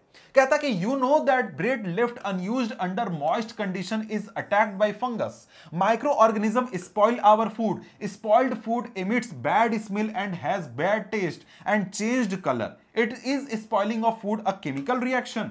तो यहां पर क्या कहता है, कहता है कि अगर आप अपने घर में अगर ब्रेड को बाहर छोड़ दे मॉइस्ट कंडीशन में तो उसके ऊपर फंगस आ जाएगा, ठीक है। इसी प्रकार से जो स्पॉइल्ड फूड होता है, आपका खराब भोजन होता है, वो उसमें आपको बैड स्मेल आता है, बैड टेस्ट आता है, कलर चेंज हो जाता है। तो क्या फूड का स्पॉइलिंग केमिकल रिएक्शन की वजह से होता है, केमिकल रिएक्शन हो जाता है वहां पर। तो यहां पर आपको उसका आंसर समझते हैं। तो कहता है कि Paheli bought some mangoes but she could not eat them for few days. Paheli ने क्या किया, कुछ आम खरीदे, लेकिन कुछ दिनों तक पहेली जो है उन आम को खाने नहीं पाई। लेकिन कुछ दिनों बाद पहेली को यह पता चलता है कि उसके जो आम थे वो सड़ चुके हैं, स्पॉइल हो चुके हैं। लेकिन उसको यह पता था कि जो यहां पर उसकी दादी ने आम का अचार तैयार किया है, पिकल तैयार किया है, वो काफी दिनों तक खराब नहीं होता, कई महीनों तक खराब नहीं होता। तो अब वो कंफ्यूज हो जाती है कि मेरा जो आम था वो खराब हो गया, सड़ गया, लेकिन मेरी दादी के द्वारा जो आम का अचार तैयार किया गया था वो नहीं सड़ा, वो नहीं खराब हुआ, ऐसा क्यों था। तो उसका आंसर यहां पर यह है कि वो जो उसकी दादी है वो जब अचार बनाती है, अचार लगाती हैं, तो वो वहां पर कुछ प्रिजर्वेटिव का यूज करती है, कुछ केमिकल्स का यूज करती है, ताकि वहां पर जो वो फूड है, अचार है, उसके ऊपर माइक्रो ऑर्गेनिज्म का हमला ना हो। तो यहां पर हम लोग अलग अलग तरीके से क्या पढ़ने वाले हैं, अलग अलग मेथड पढ़ने वाले हैं, जो कि एक प्रकार से यूज होते हैं फूड को प्रिजर्व करने के लिए। समझ गए। तो यहां पर सबसे पहले क्या है, केमिकल मेथड, केमिकल मेथड का यूज करके कैसे फूड को प्रिजर्व किया जाता है। कहता है कि salts and edible oil are the common chemicals generally used to check the growth of micro organism. यहां पर कौन सा मेथड हम लोग पढ़ रहे हैं, केमिकल्स की मदद से कैसे हम लोग माइक्रो ऑर्गेनिज्म के ग्रोथ को रोकते हैं। तो यहां पर सॉल्ट मतलब क्या होता है, सॉल्ट मतलब NaCl, ये क्या है, एक प्रकार का केमिकल है। इसी प्रकार से जो एडिबल ऑयल है वो भी एक प्रकार का केमिकल है। तो यहां पर इन केमिकल्स को जनरली सबसे ज्यादा यूज किया जाता है फूड को प्रिजर्व करने के लिए, ठीक है। कहता है कि therefore they are called preservatives. इसीलिए इनको हम लोग प्रिजर्वेटिव कहते हैं। मतलब क्या प्रिजर्वेटिव, मतलब क्या, ऐसे केमिकल्स जिनका हम लोग यूज करते हैं माइक्रो ऑर्गेनिज्म के ग्रोथ को रोकने के लिए या फिर उसको कंट्रोल करने के लिए, तो उस प्रकार के केमिकल्स को हम लोग क्या कहेंगे, प्रिजर्वेटिव कहेंगे। ठीक है, वी एड सॉल्ट और acid preservative to pickle to prevent the attack of microbes. यानी कि जो हमने देखा था कि जो पहेली थी उसकी दादी का अचार खराब नहीं होता है, क्यों? क्योंकि वो माइक्रोब्स का यूज करती है, सॉरी माइक्रोब्स से बचाने वाले प्रिजर्वेटिव का यूज करती है। वहां पर अचार में जनरली कौन सा प्रिजर्वेटिव यूज होता है? या तो एडिबल ऑयल डाला जाता है, या फिर वहां पर विनेगर डाल दिया जाता है, एसिड डाल दिया जाता है, और भी चीजें यूज की जाती हैं। आगे कहता है कुछ केमिकल्स के नाम दिए गए जैसे sodium benzoate and sodium metabisulphite are common preservative. ये कुछ कॉमन प्रिजर्वेटिव केमिकल्स हैं जो कि यूज किए जाते हैं। These are also used in jams and squashes to check their spoilage. जो आप अपने घर में जैम खाते हैं, ब्रेड के साथ जैम खाते हैं, वहां पर भी इन केमिकल्स को डाला जाता है ताकि वो लंबे समय तक, कई महीनों तक खराब ना हो। समझ गए? अब यहां पर आगे बढ़े तो आगे हमारे सामने क्या है, preservation by common salt. Common salt का यूज करके कैसे प्रिजर्वेशन यहां पर किया जाता है, यानी कि माइक्रो ऑर्गेनिज्म से कैसे बचाया जाता है। तो कहता है कि common salt has been used to preserve meat and fish for ages. यानी कि कई सदियों से मीट और फिश को प्रिजर्व करने के लिए हम लोग क्या यूज करते हैं, कॉमन साल्ट का यूज करते हैं। ठीक है, meat and fish are covered with dry salt to check the growth of bacteria. जो मीट और फिश जिसे हमें प्रिजर्व करना होता है उसको हम लोग क्या कर देते हैं, सॉल्ट या फिर और यहां पर तो सॉल्ट पड़ रहे हैं, और भी तरीके होते हैं। तो सॉल्ट से हम लोग क्या कर देते हैं, कवर कर देते हैं। उससे क्या होता है, बैक्टीरिया का ग्रोथ नहीं होता, जो मीट है, जो फिश है, वो खराब नहीं होता, और उसको हम लोग प्रिजर्व करने पाते हैं।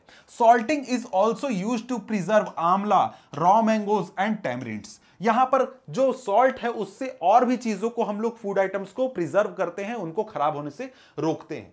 आगे हमारे सामने क्या है, प्रिजर्वेशन बाय शुगर। यानी कि जैसे हम लोग सॉल्ट का यूज करते हैं उसी प्रकार से शुगर का भी यूज करते हैं हम लोग फूड आइटम्स को प्रिजर्व करने के लिए।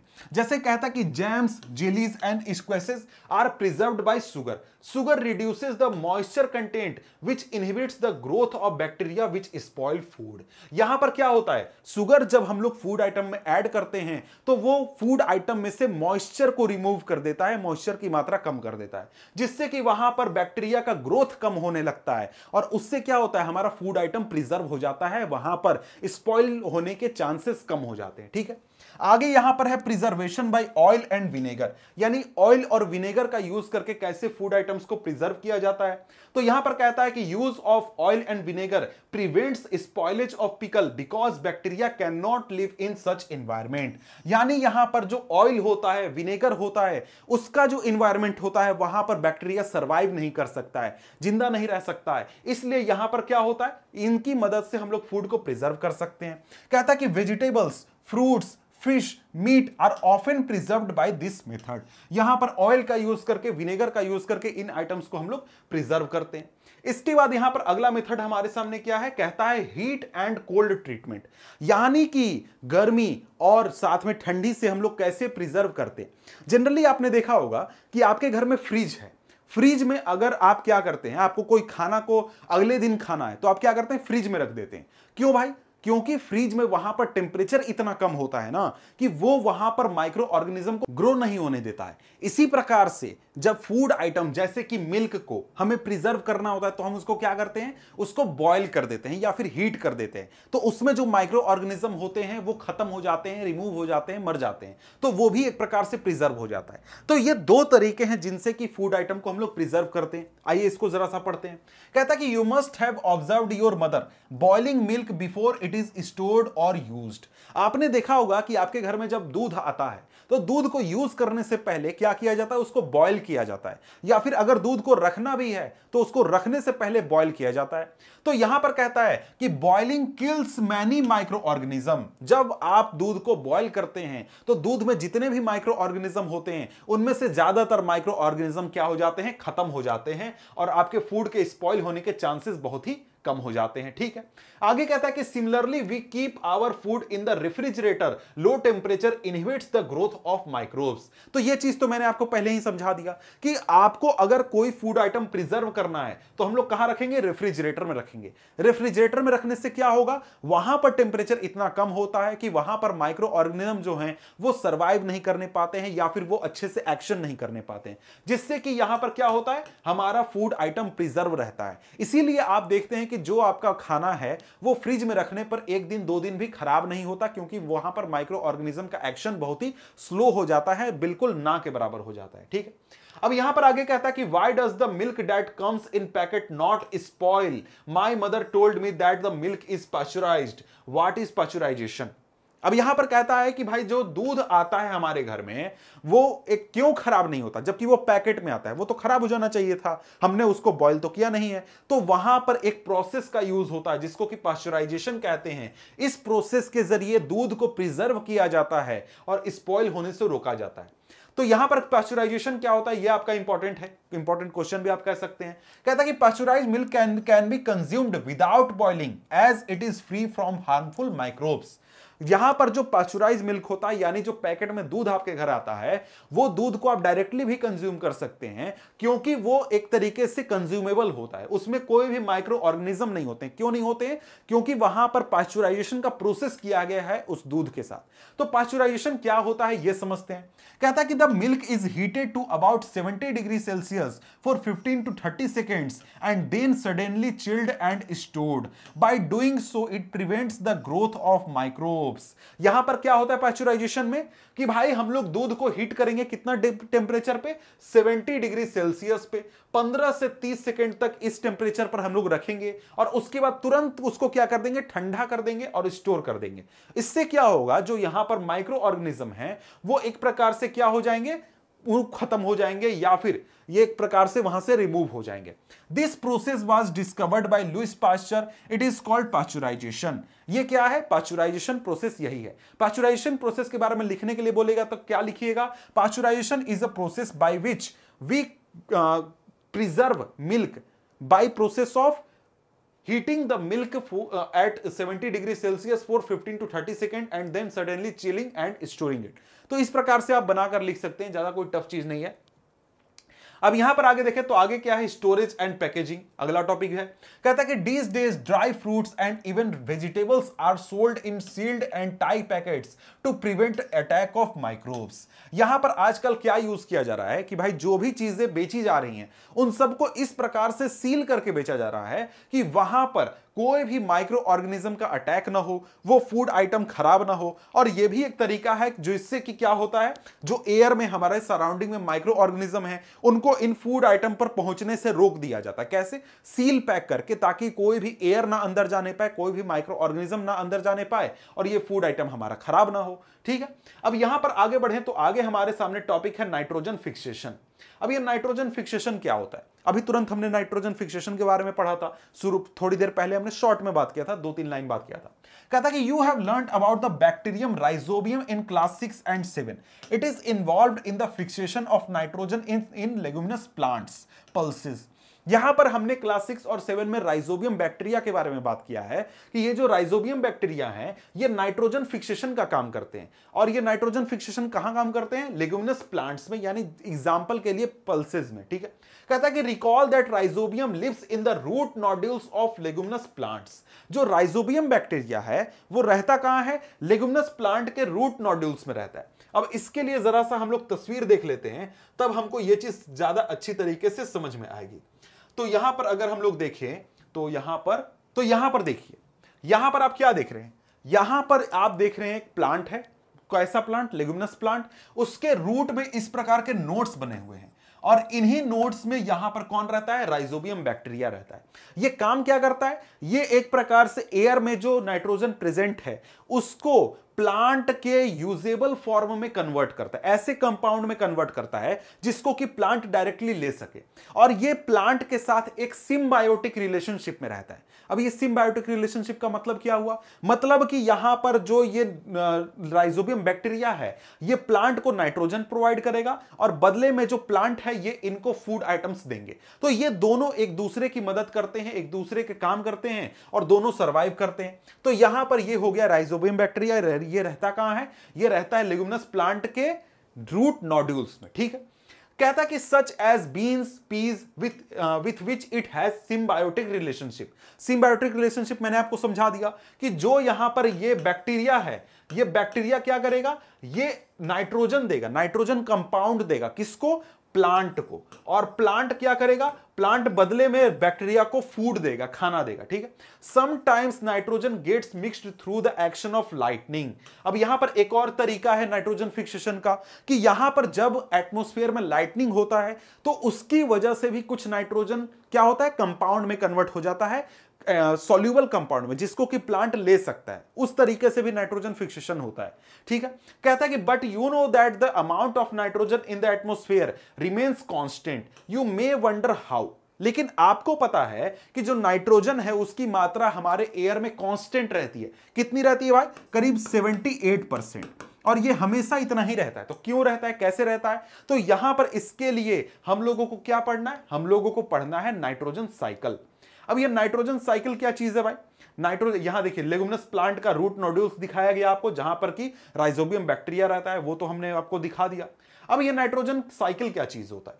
यानी नाइट्रोजन जो है वो एक फॉर्म से दूसरे फॉर्म में कन्वर्ट होते रहता है, और एटमॉस्फेयर में जो नाइट्रोजन की मात्रा है वो 78% बनी रहती है। क्यों भाई?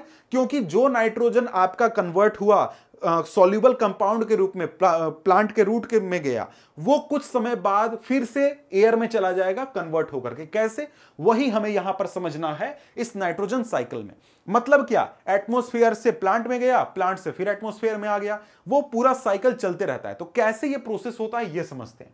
कहता है कि आवर एटमॉस्फेयर है 78% नाइट्रोजन गैस। हमारे एटमॉस्फेयर में 78% नाइट्रोजन गैस है, 21% हमारा करीब ऑक्सीजन है, और उसके बाद बाकी के जितने भी गैसेज हैं वो करीब बचे हुए हिस्से में आ जाते हैं। ठीक है, कहता है कि nitrogen is one of the essential constituents of all living organism as part of protein, chlorophyll, nucleic acid and vitamins. Nitrogen जो है वो हर ऑर्गेनिज्म के लिए बहुत ही इंपॉर्टेंट होता है। हमारे लिए क्यों इंपॉर्टेंट है? क्योंकि वो हमें प्रोटीन के रूप में जरूरी होता है। इसी के साथ प्लांट में क्लोरोफिल के लिए भी नाइट्रोजन जरूरी होता है, और भी तरीके से नाइट्रोजन बहुत ही इंपॉर्टेंट होता है। आगे कहता है कि the atmospheric nitrogen can not be taken directly by plants and animals. जो प्लांट और एनिमल होते हैं वो डायरेक्टली एटमॉस्फेयर में प्रेजेंट नाइट्रोजन नहीं ले सकते हैं। मतलब जो यहां पर एयर में नाइट्रोजन है उसको मैं डायरेक्टली कंज्यूम करके अपनी जरूरत को पूरा नहीं कर सकता हूं।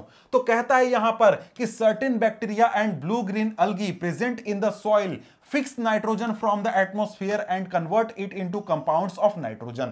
यहां पर जो सॉइल में ब्लू ग्रीन अलगी होता है, या फिर जो राइजोबियम, जैसे राइजोबियम बैक्टीरिया है और भी कई सारे बैक्टीरिया हैं जो कि क्या करते हैं, जो कि नाइट्रोजन फिक्सेशन का काम करते हैं। वो क्या करते हैं? एटमॉस्फेयर में जो नाइट्रोजन प्रेजेंट है उसको नाइट्रोजन कंपाउंड में कन्वर्ट करते हैं, और ये नाइट्रोजन कंपाउंड जो है ये इसको प्लांट खुद कंज्यूम कर सकते हैं। क्योंकि यहां पर एक इंपॉर्टेंट पॉइंट है, जो प्लांट हैं वो जितने भी मिनरल्स उनको रिक्वायर्ड होते हैं इंक्लूडिंग नाइट्रोजन, वो कहां से लेते हैं? सॉइल से लेते हैं।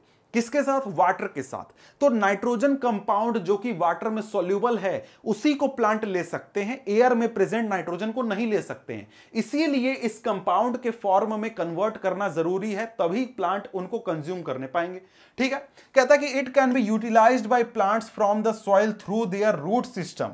Nitrogen is then used for the synthesis of plant protein and other compounds. यहां पर जब नाइट्रोजन को ले लिया गया प्लांट के द्वारा नाइट्रोजन कंपाउंड के रूप में, उससे जो भी जरूरी चीजें हैं वो बना ली जाती हैं। जैसे प्लांट प्रोटीन बनाता है और भी दूसरे कंपाउंड बनाता है। अब इसके बाद जो एनिमल्स हैं जो इन प्लांट्स को खाते हैं उनसे एनिमल्स को प्रोटीन मिल जाता है और साथ में दूसरे नाइट्रोजन कंपाउंड मिल जाते हैं जो कि एनिमल्स को जरूरी होते हैं। और जब प्लांट और एनिमल मर जाते हैं, ये डेड एंड डिके हो जाते हैं, जैसे कि एनिमल्स मर गए, प्लांट मर गए, तो भाई वो उनका बॉडी क्या होगा, उनका बॉडी जो है, जो कि जमीन पर पड़ा हुआ है, उसको बैक्टीरिया और फंगी क्या करेंगे, वहां पर जो नाइट्रोजनस वेस्ट है उसको क्या कर लेंगे, नाइट्रोजनस कंपाउंड में कन्वर्ट कर देंगे। मतलब मेरे शरीर में जो नाइट्रोजनस कंपाउंड प्रेजेंट है, जो अगर मैं कभी मर गया और कहीं पर बॉडी सड़ रहा है, तो वहां पर जो फंगी होगा, बैक्टीरिया होगा, वो मेरे शरीर में जो वेस्ट होगा, नाइट्रोजनस वेस्ट,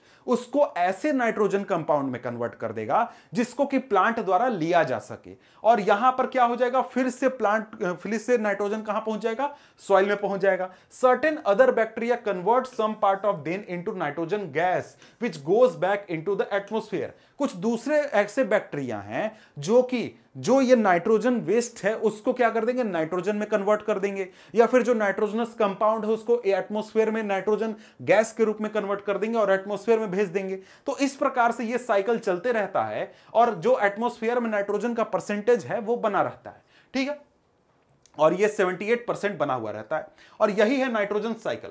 नाइट्रोजन साइकिल को सिंपली इस बात से समझिए कि जो नाइट्रोजन है वो एक फॉर्म से दूसरे फॉर्म में कन्वर्ट हो रहा है और वो लगातार कन्वर्जन चलते रहता है। जैसे सबसे पहला चीज क्या है भाई, नाइट्रोजन एटमॉस्फेयर में एटमॉस्फेरिक नाइट्रोजन के रूप में प्रेजेंट है।